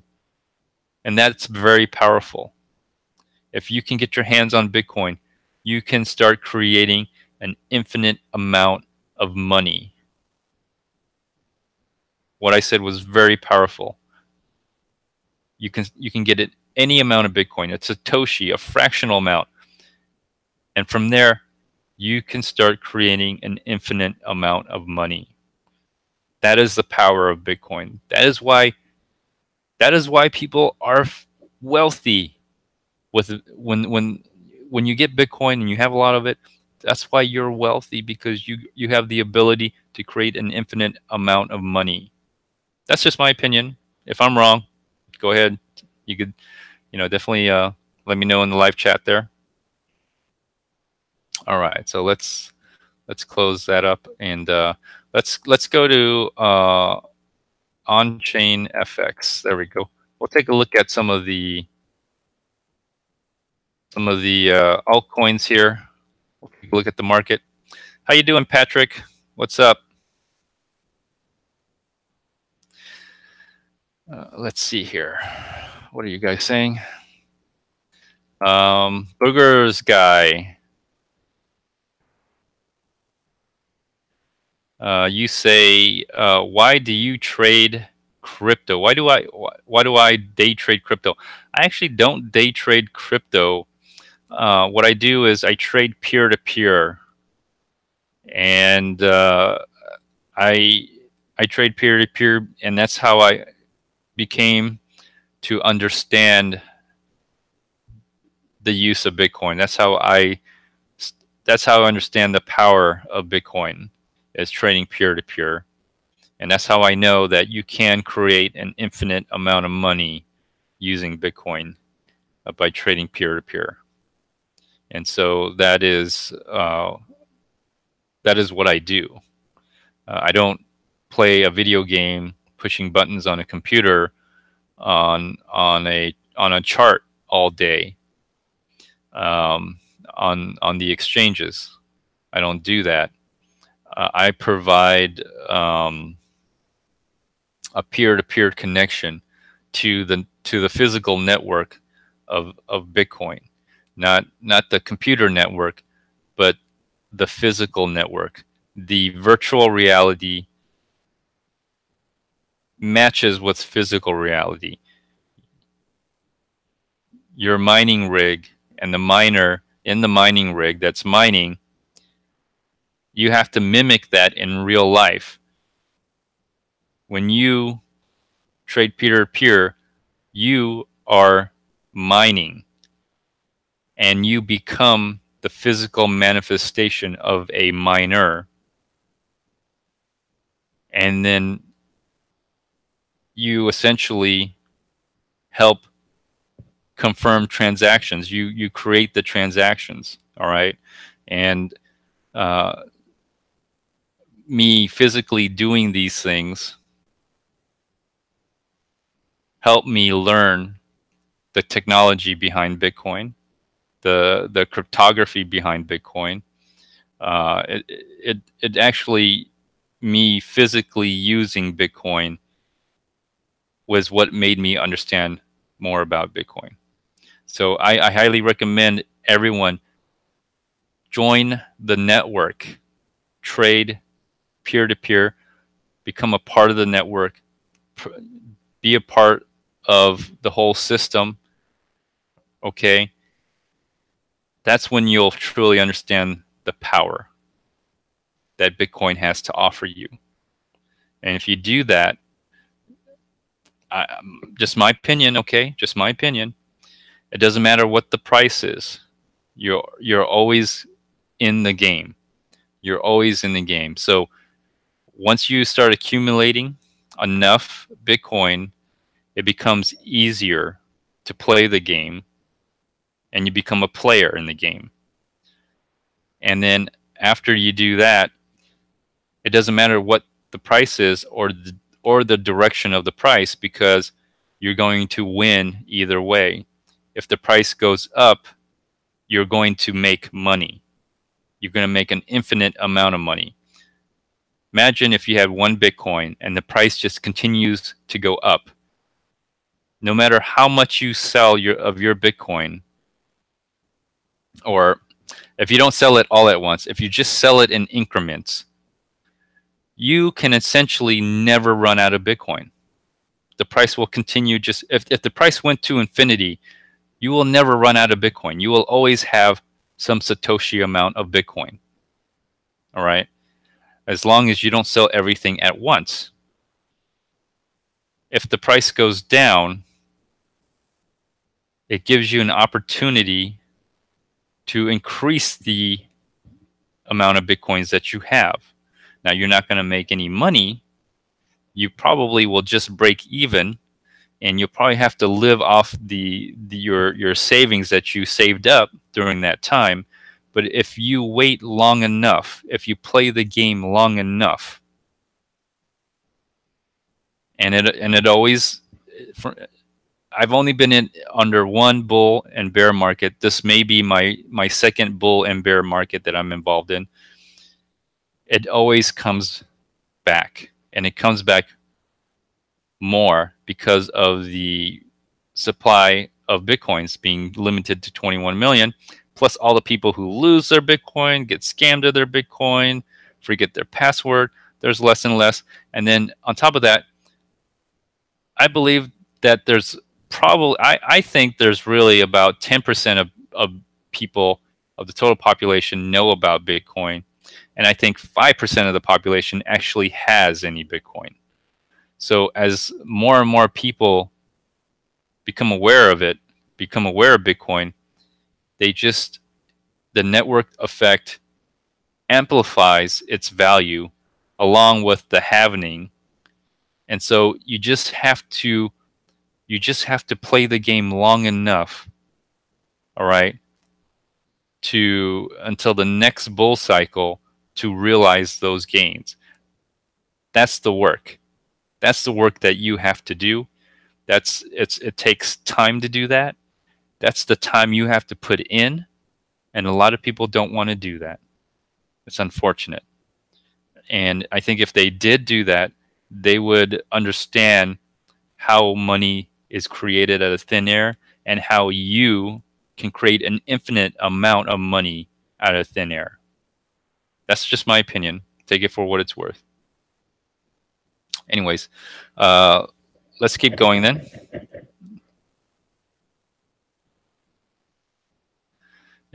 Q-Bro says, remember when you mentioned the other YouTubers and dreaming? I think you're doing it right now. I might be dreaming, but at least it's a dream worth dreaming. I believe it's a dream worth dreaming. Igor Goldabin, James Bond. Did you follow Richard Hart? No, I don't. He talks very long, and I've actually lost interest in listening to crypto YouTubers. But you say he went all pessimistic on Bitcoin in the past week. Well, that's good. That's good. The price declining. I actually enjoy the price declining because it gets rid of all the people who shouldn't be here. It really does. A lot of people are here only for the money and only to speculate. Only for those reasons. They money brings out everybody and their mother. But when the money dries up, that's when you know who are the people who are going to be a part of this movement, the people who are going to be here for the long haul, the people who are willing to fight and who have the skills to fight. Everybody else, they're just taking up space. They often do nothing more than take money from each other. They're also, I would say, disingenuous in their intentions. And so I enjoy the price going down because that's how you know the difference between the men and the boys. The boys go home crying back to mama, and the men stay and fight. That's what I have to say. Am I dreaming? Maybe. But at least I dream of dreams that are worth dreaming. And no matter how hard it is, you have to have some hope for that dream. And it's not a selfish dream. It's not a greedy dream. I don't dream of Lambos all the time.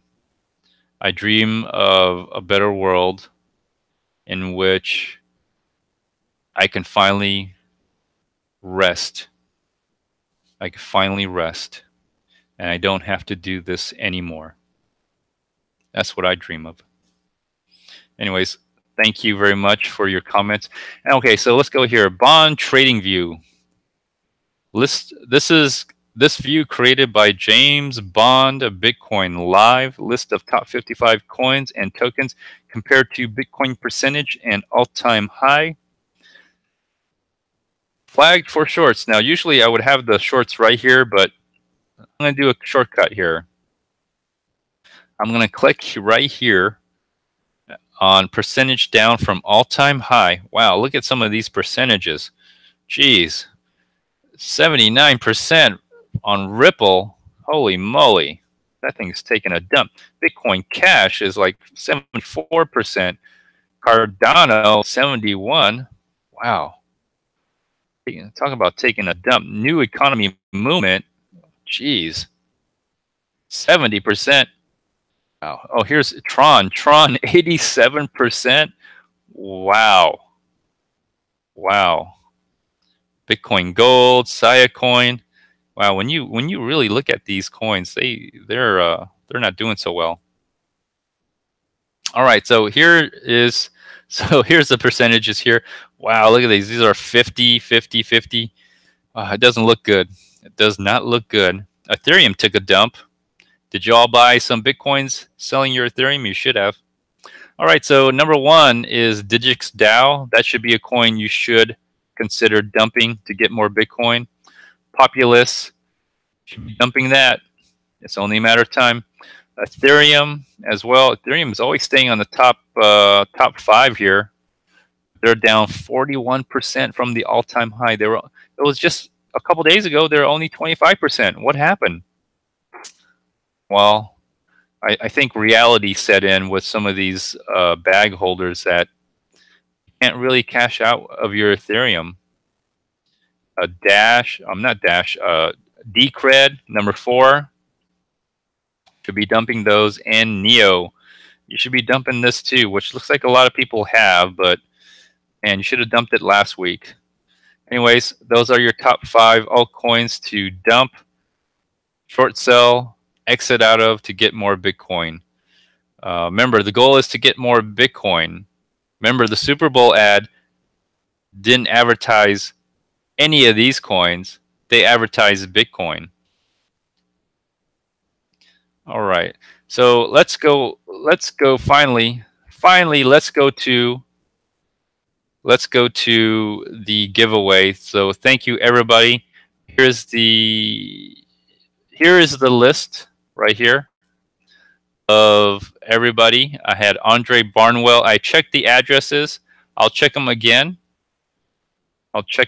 Just to make sure. All right. Let's see here. I'm just going to make sure on these addresses they are there, and we'll go over each and every one of them, make sure that they're good to go. So this is Andre Barnwell, so it's verified here. I'm just going to go and check it one by one. Here's Brian's address. He's got most of my giveaways.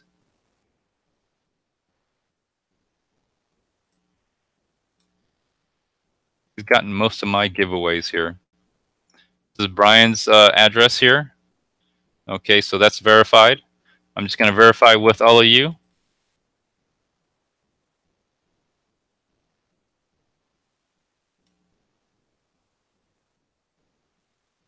Okay, this is verified. Excellent. And Will Campbell, you're next.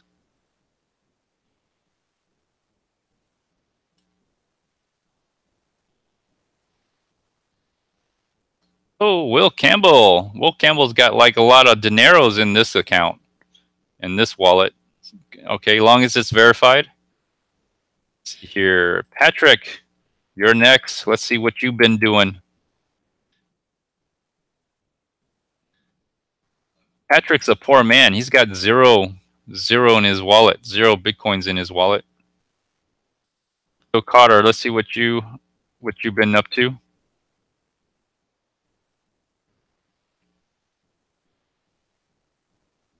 Whoa, Crypto Cotter. Are you sending Bitcoins back and forth to yourself? What's up? You had 46,000. Now you only have 486. Wow. Okay. Awesome. Wow. You get a lot of transactions. Good for you. And Inco. I don't know what that means here, but we'll check your address. Make sure it's real. There it is. It's confirmed. And then Pisces Trait. Let's have a look at yours.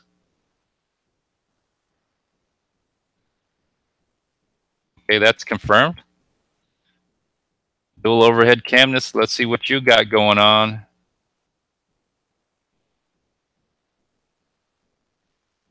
Okay, that's confirmed. I'm just confirming it before I send it all.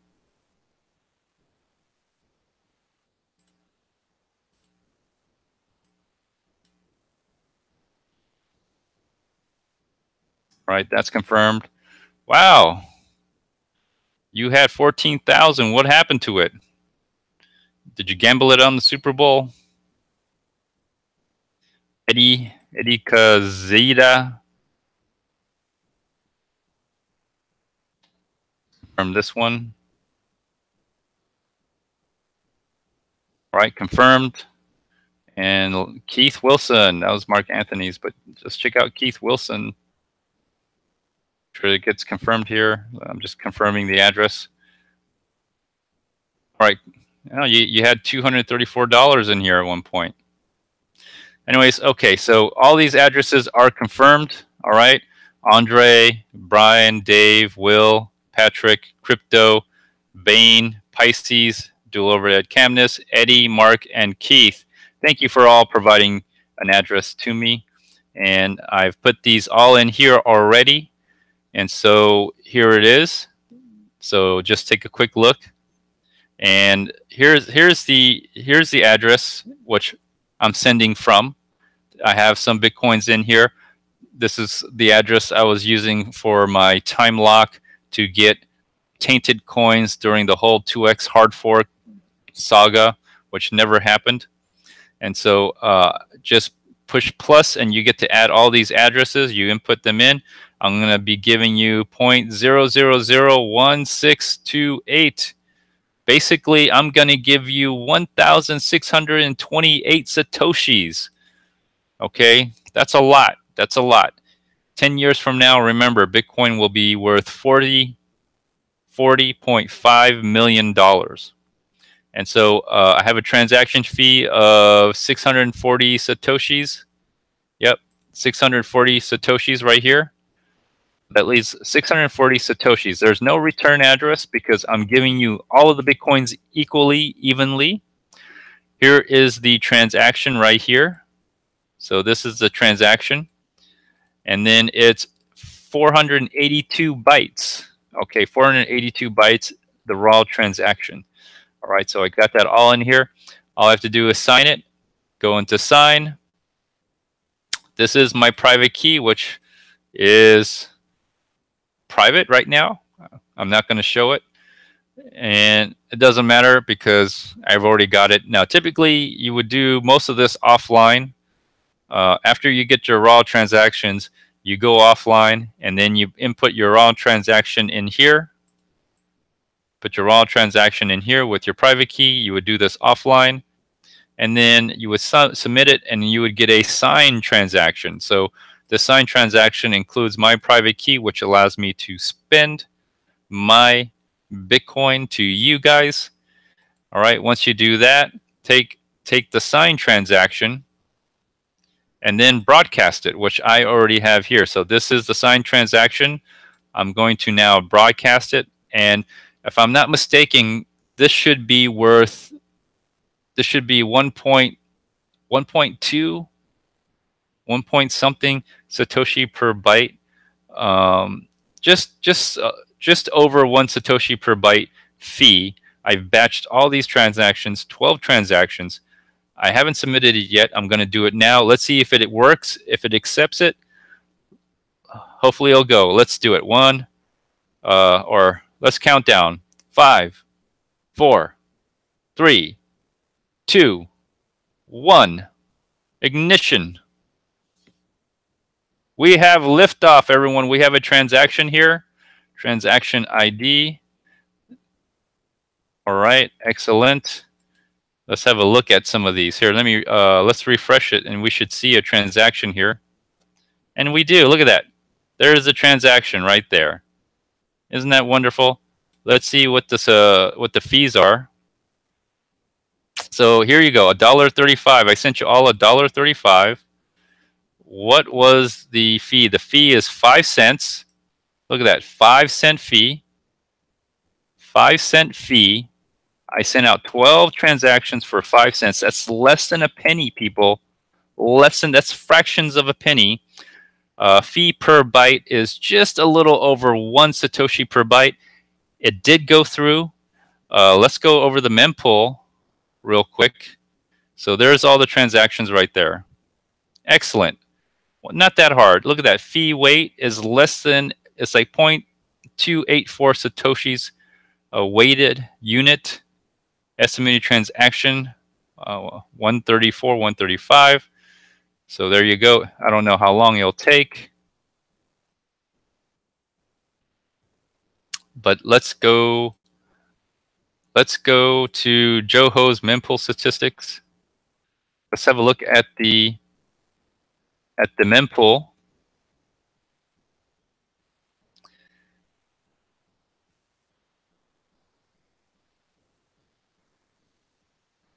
I don't know, Burgers guy. Look at this. Look at the mempool. It is being eaten up. Look, we're at 1 Satoshi per byte. It's only 4,000 transactions right now, or 5,000 transactions right now at 1 Satoshi per byte. I don't know how long that's going to take, but it is going down. The mempool is dropping like flies out here. So anyways, this is for demonstration purposes only, to show you that yes, you can do, it's possible you can do microtransactions if you batch your transactions and wait for the right moment to send Bitcoin. And there's only 5,000 transactions at 1 Satoshis per byte. It may take a while, or it may go through. Who knows? I mean, I don't know what's going on, but for some reason, the unconfirmed transactions in the mempool are going down a lot. This is what a transaction normally looks like. You should have these weird spikes, and if you want to send it faster, you send more fees. But they don't last too long. You see how they spike and they go down. They spike and go down. This is normal transactions here. This is the mempool when it's not spammed.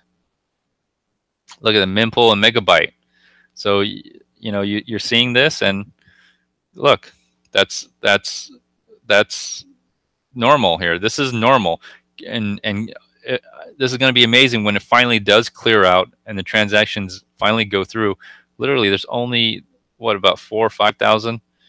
It's amazing. There's 5,000 transactions in the mempool. That's incredible. All right, so let's go to Bitcoin wisdom, and we'll do a chart analysis. Finally, we'll get to Bitcoin. We'll see what's happening now. And let's go look at let's take a look at your comments.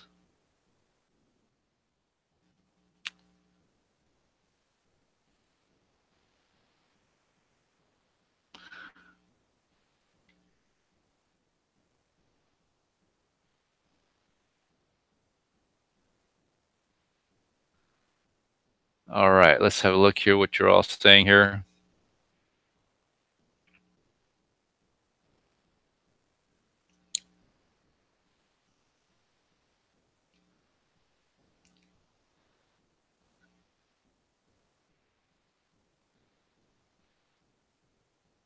All right, so thanks. I have 0 in that Coinbase address. Lots of laugh.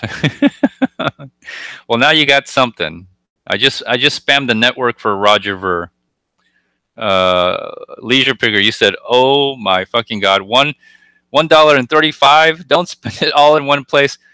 Well, you got to be careful, Leisure Picker, because if the mempool goes back up, you won't be able to spend it in one place. That's the irony of the whole situation. Let's see here. Mine says receiving now. Wow, I got it already. Thanks, James. You're welcome. Mighty Achilles 1. I don't know if you ever gave me your address. You're not on the list unless you were somebody else. Let me see here. Yeah, I don't see you on the list unless you were somebody else, but that's okay. I have a beggar more dimes than that. Where's the mathematician? How much will it worth in his estimated period? Oh, you're right about Mempool. Can you keep Bitcoins in your blockchain? Is blockchain like a wallet? Well, let me see here. You're talking about this, like this blockchain. This blockchain is an explorer, but you can also sign up for their wallet. I don't recommend it. I recommend using. I recommend you use Coinbin to make a wallet. They have a wallet service. They have a hot wallet. I don't recommend hot wallets. What I recommend you do is go to Coinbin, and then go to new address, and just and you probably want to select compress address. That way, it's less information, less bytes when you do a transaction, and you just generate a wallet. See, I'll generate. And then there you go. That's your address right here. This is your public key. And then I'll show the private key right here. And basically, that is your address right here. Another one would be to use the Coinami. Let me see here.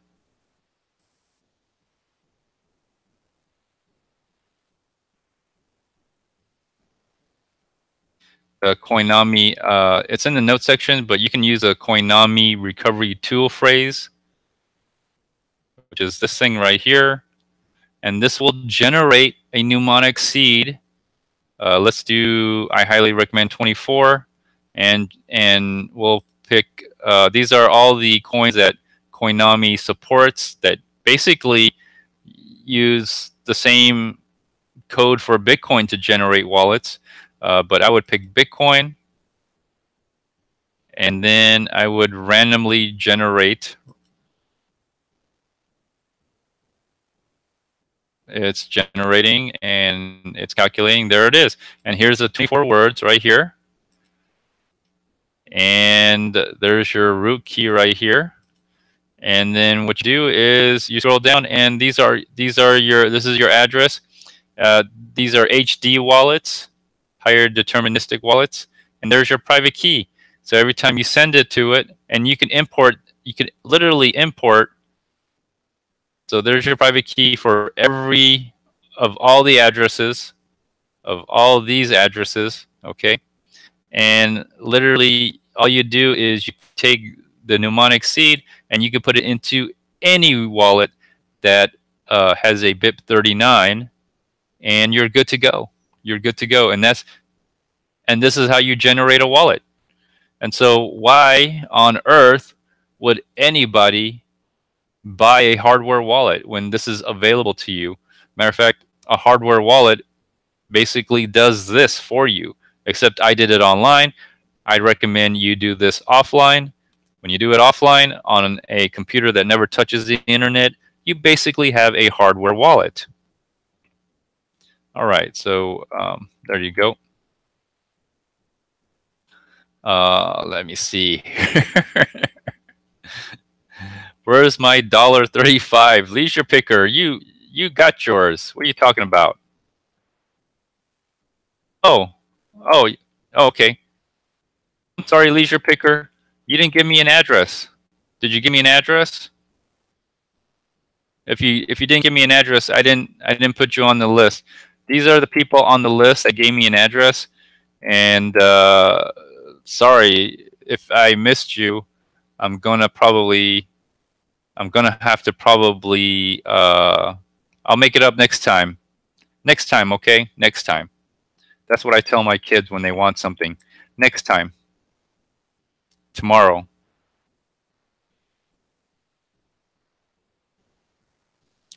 All right, let's see here. Newspaper doesn't work. Let's see. No other animation on the face of Earth wipes. Anyways, have fun, guys. Have fun. Let's see. Where am I? All right, let's do a chart analysis. Let's go on to an hour. All right, so here's the hourly. Wow. Well, it doesn't look good, does it? No, I mean, you look at this. You're coming really close to this low. Look at where the price is, and look at where the low is. It's very dangerously close. It looks like it may break below this. It looks like it. I'm not saying it is or it will. It just looks like it. And yeah, if you see this here, wow, there's really nothing I can analyze here. I can only say that the market is very bearish right now. The market is very bearish. That's the only thing I can say. This market is very bearish. The current price on the 12-hour is below the short-term moving average and the long-term moving average. That's not good. That's not good. How about the 1 day? Maybe the 1 day looks better. No, doesn't look any better. Actually, this current candlestick doesn't look good at all. It looks like it's about to fail. The bottom is going to be dropping out of this. How about the 3 day? Please let the 3 day look better. Wow, the 3 day looks even worse. This moving average right here, or this moving average right here, with this trend line here, they're matching up. There's a very strong confluence here, in which it seems like there's heavy resistance here. Also, it crossed over. The two moving averages have crossed. Look at how many red candlesticks there are. There are many, many red candlesticks. This candlestick is very close to this low right here, this line, and it most likely will break that line, and it'll start making some lows here. When will there be a dead cat bounce? You know, 6,000. I'm really thinking around 6,000, or maybe even right around here. Most likely 6,000 to 5,555. I think that's the number. After it hits that point, it'll probably hit up back to 10,000, and everyone will say, "Yes, we're back in the rally. McAfee was right. We're going to $1 million. Yeah!" And then, you know, people will get excited, and it might hit up to 13,000, and they'll be like, "Cliff High was right. We're back to 13,000. The bull run is going. We're gonna be all rich." And then reality sets in, and this is really a very important price point right around here. This trend line right here, and most likely, if it continues, or even 12,000, this is going to be our third or second lower high. Or we already have 3, 1, 2, and 3 lower lows, and we're going to have, this is our first lower high, and we may eventually get a second lower high here. It may even burst up a little and go up higher than that, but I have a feeling it's going to be a lower high than this high. And then finally, when we take a look at this, I'll take all the lines out. Wow, the price is below the long-term moving average and the short-term. And obviously, this average line is most likely acting as a resistance now. And so this is not good. The current spot price is below the 2 moving average. That's not good. That's not good. That is very bearish. Very, very bearish. So Max Block says, "I have all my Bitcoins in Coinbase." Good for you. Good for you. I don't. I stopped using Coinbase a long time ago, and I'm actually glad, because, you know, if I was in the same position where I was 3 to 4 years ago, I probably would have never made any money on Bitcoin, and I probably would be trading like most idiots out there, trying to trade on the exchanges, thinking that I could outsmart the market, because Coinbase did close my account eventually. I learned to become a hodler, and hodlers are a unique breed of people. They are battle tested. They are very hardened. They know what to expect compared to the inexperience of a noob coming into the space thinking that they're going to become a millionaire. And so we need more people who understand who understand what's really going on and what's really at stake.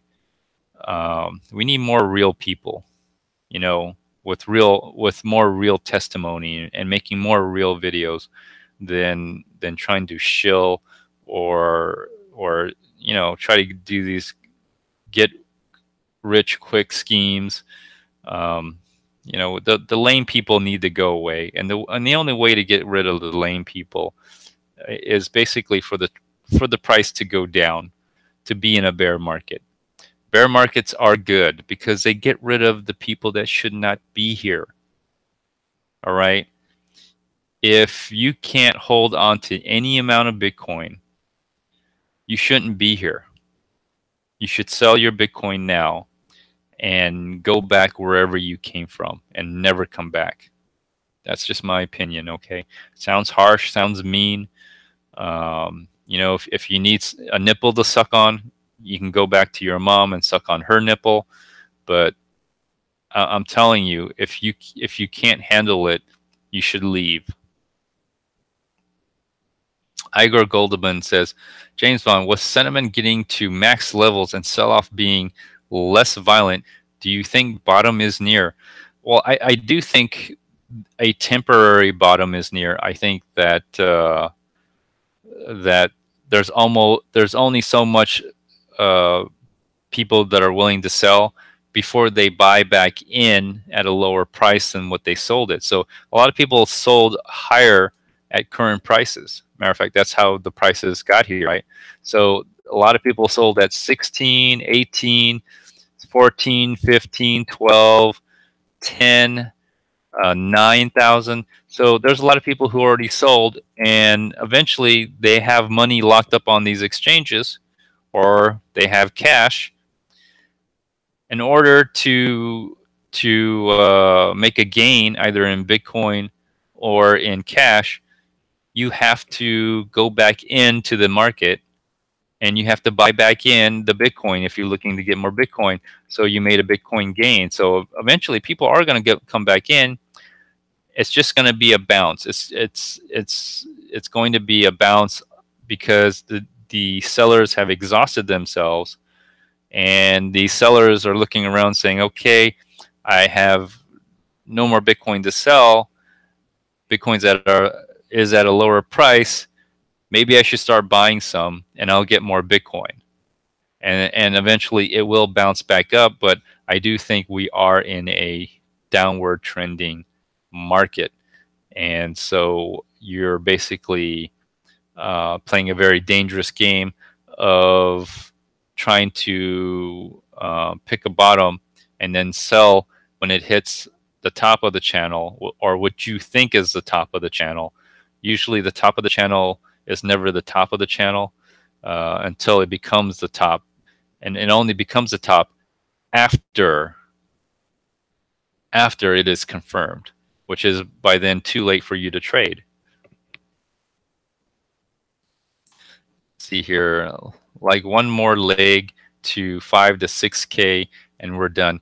No, I don't think we're done. I don't think we're done. You know, Igor Goldman, you have to, well, in my opinion, this market is full of people who should not be here. All right. They have no concept of what Bitcoin is. They have no concept of cryptocurrencies. They are here for the money only, and they should leave. And the only way to get these people to leave is to drive down the price to the point where they cannot make any more money. And that's who you know are the people who are going to stay. These are the people who are the hardcore users that are going to keep this movement going. Everybody else is just jumping on the bandwagon, and they shouldn't be here at all. They should leave.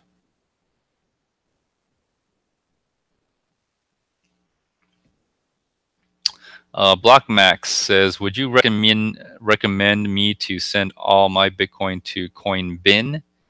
Well, Coinbin is not a company or thing. It's a wallet generator and a Bitcoin sender. So either you own your private keys or you don't.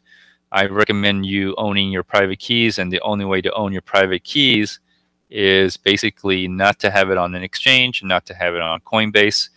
It's for you to send to a Bitcoin address where you own and are able to control your private key. Coinbin is also a Bitcoin sender, so you're able to send your Bitcoin as well.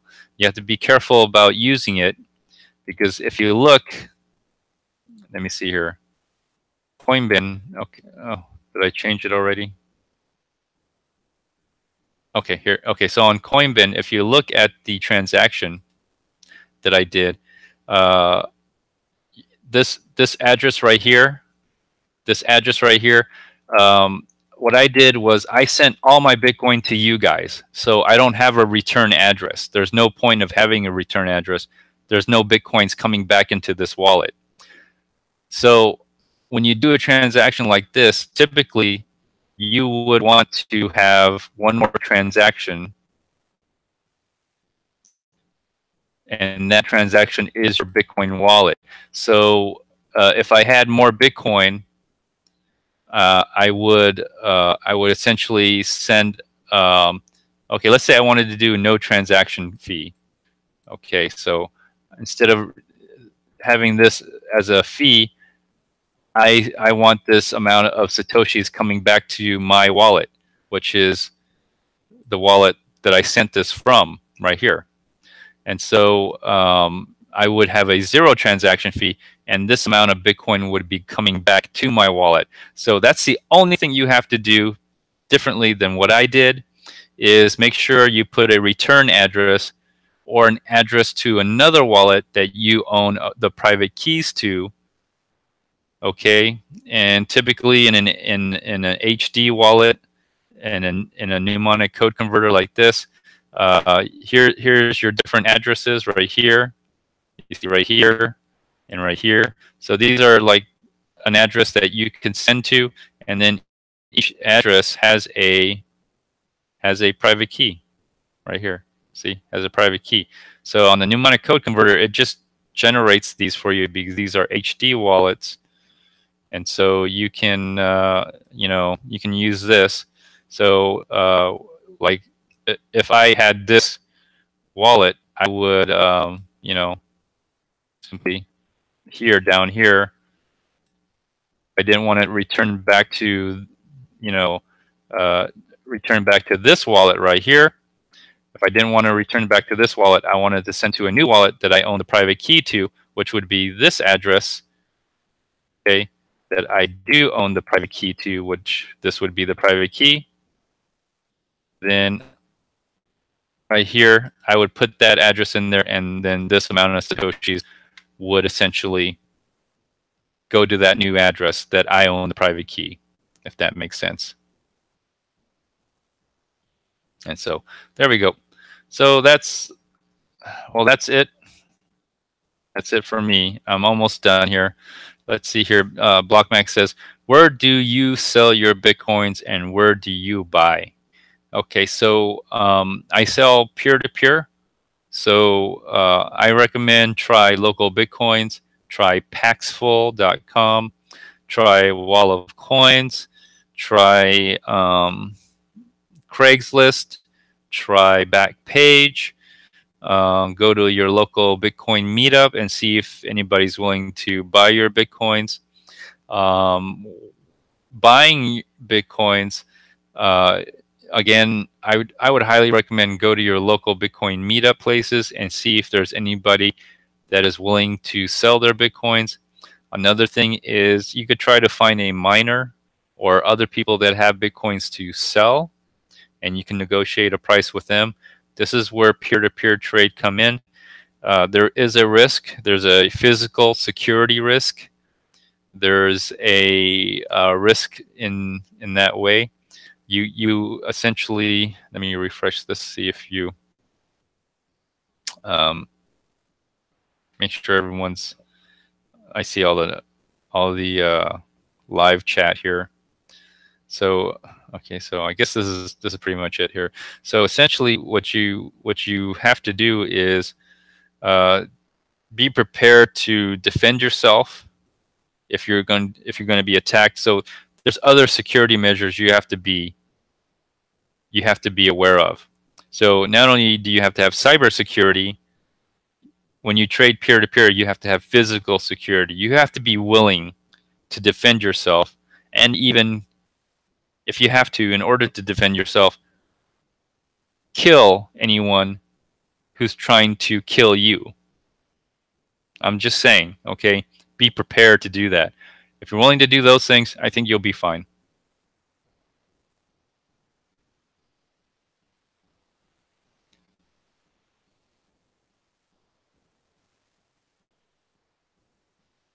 Mark Anthony said, "Hey James, what if I sold some now and rebuy back in when it drops more to get a better percentage with that money? Or is it safer just to buy with fiat and add to the stack when it drops?" It's hard to say. You know, if you sell all your Bitcoins now, you're taking a risk. What I do is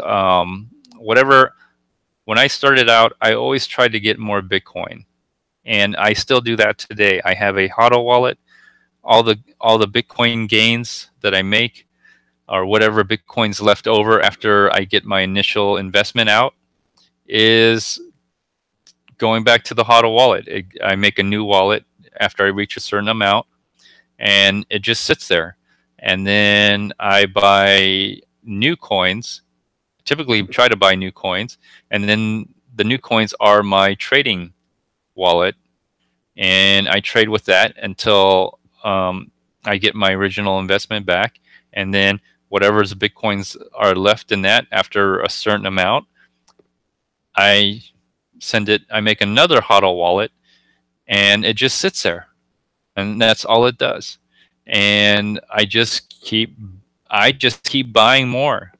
I also sell, but I try to gain in Bitcoin. So if you're trying to gain in Bitcoin, now the problem with the price going up so high is that it's harder to make a gain in Bitcoin. That's why I'm okay with the price going down, because when the price goes down, it's way easy to get more Bitcoin. You'll be surprised. Like for example, if you bought Bitcoin right now, you might get 1.2 Bitcoin. Now, if the price goes down to $1,000 and you buy $10,000 worth of Bitcoin, you're going to get 10 Bitcoins, right? And so if you just keep trading and you keep playing the game, and all those people who are leaving, I'm glad they're leaving. Okay, this space is overcrowded. I'm getting barely 1.1 Bitcoin for every $10,000, right? I want people to leave. I'm glad they're leaving, because these people that are come in, most of them are only here for the money. They don't even understand what they're buying. They're buying Ripple. They're idiots. And so I want them to leave. And then not everyone's going to leave. I would say 25 to 30% people the new people that came in this space, they're going to stay because they're the smart ones. They understood, or they understand how the game works and how the game is played. They're going to stay, and they're going to ride out the bear market. And they're the smart ones, because they're going to get more Bitcoin as price goes down. And then when the market becomes a bull market again, man, you're going to be in a very good place, and you don't have to freak out.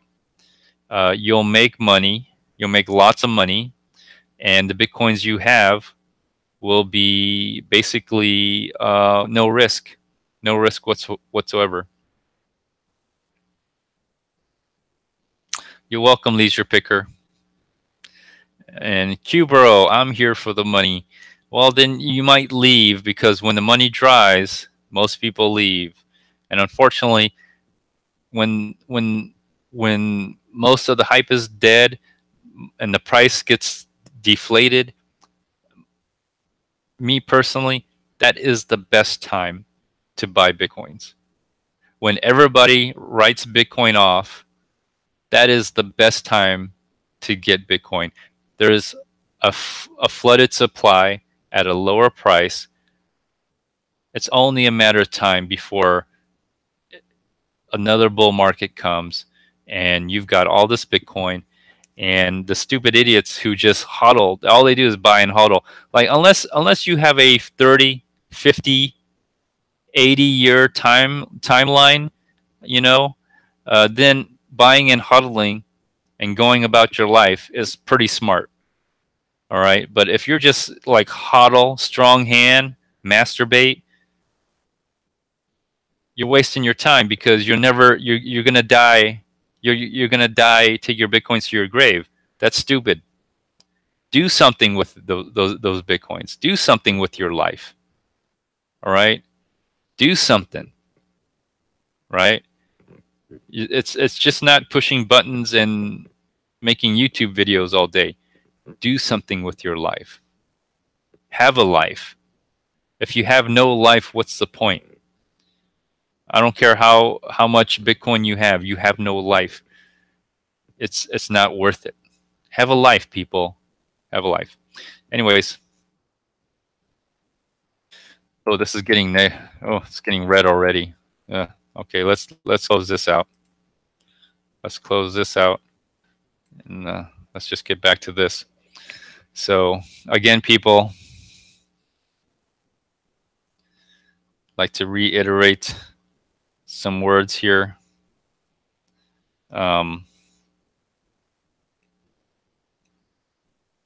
So you think you can tell, everyone?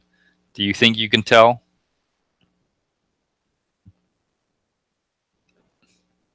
Did they get you to trade? Did they get you to trade? How I wish you were here. We're just two lost souls swimming in a fishbowl year after year, running over the same old ground. And what have we found? The same old fears. I wish you were here. Anyways, I'd like to thank everybody in the live chat. Let's see who's all in the live chat here. Let's see who stuck it out here. Sorry for the long chat, but it is Sunday. Leisure Picker, Dave Hamilton, Q Burrow, Will Campbell, Mark Anthony, Block Max, Pisces Trait 373, Brugger's Guy, Igor Goldabin, and who else is here? Leisure Pickle, Mighty Achilles 1. That's the first time I've seen you here. Will Campbell, Plex AMS, Hiroja Shive, Space Odyssey Network. I just saw you right now.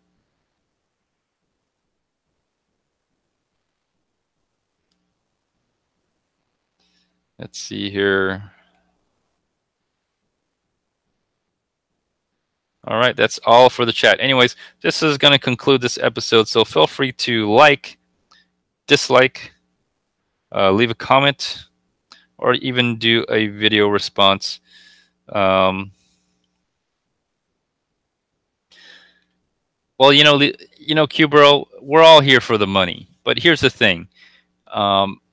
Once you learn how to create money to infinity, who cares about the money at this point?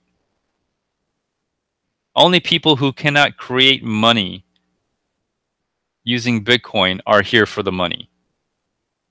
when you learn how to create money out of thin air, if you haven't figured that out by using Bitcoin, creating money out of thin air, then you basically don't care about money anymore, because you know how to create it out of thin air. And Bitcoin, in some ways, has shown me how to do that. It's kind of weird, but it's true. Trade peer-to-peer, you'll see what I'm talking about. So at that point, money becomes irrelevant, because you know you can create it. Even though someone might come by and take it away from you by force, you know that if you just had some Bitcoin, any amount, you can recreate all that money right back. And so when you're able to do that, why would you care about money? After you care more about what can you do with your life. What can you do with your life? Because you're all gonna die. And let me tell you, when I'm on my deathbed, I'm not gonna say, "Oh, I should have bought more Bitcoin." Well, no, I probably would say that.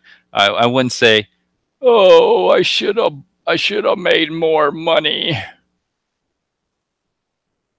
or, "Oh, I should have worked at my job more harder. I should have spent more time at the office."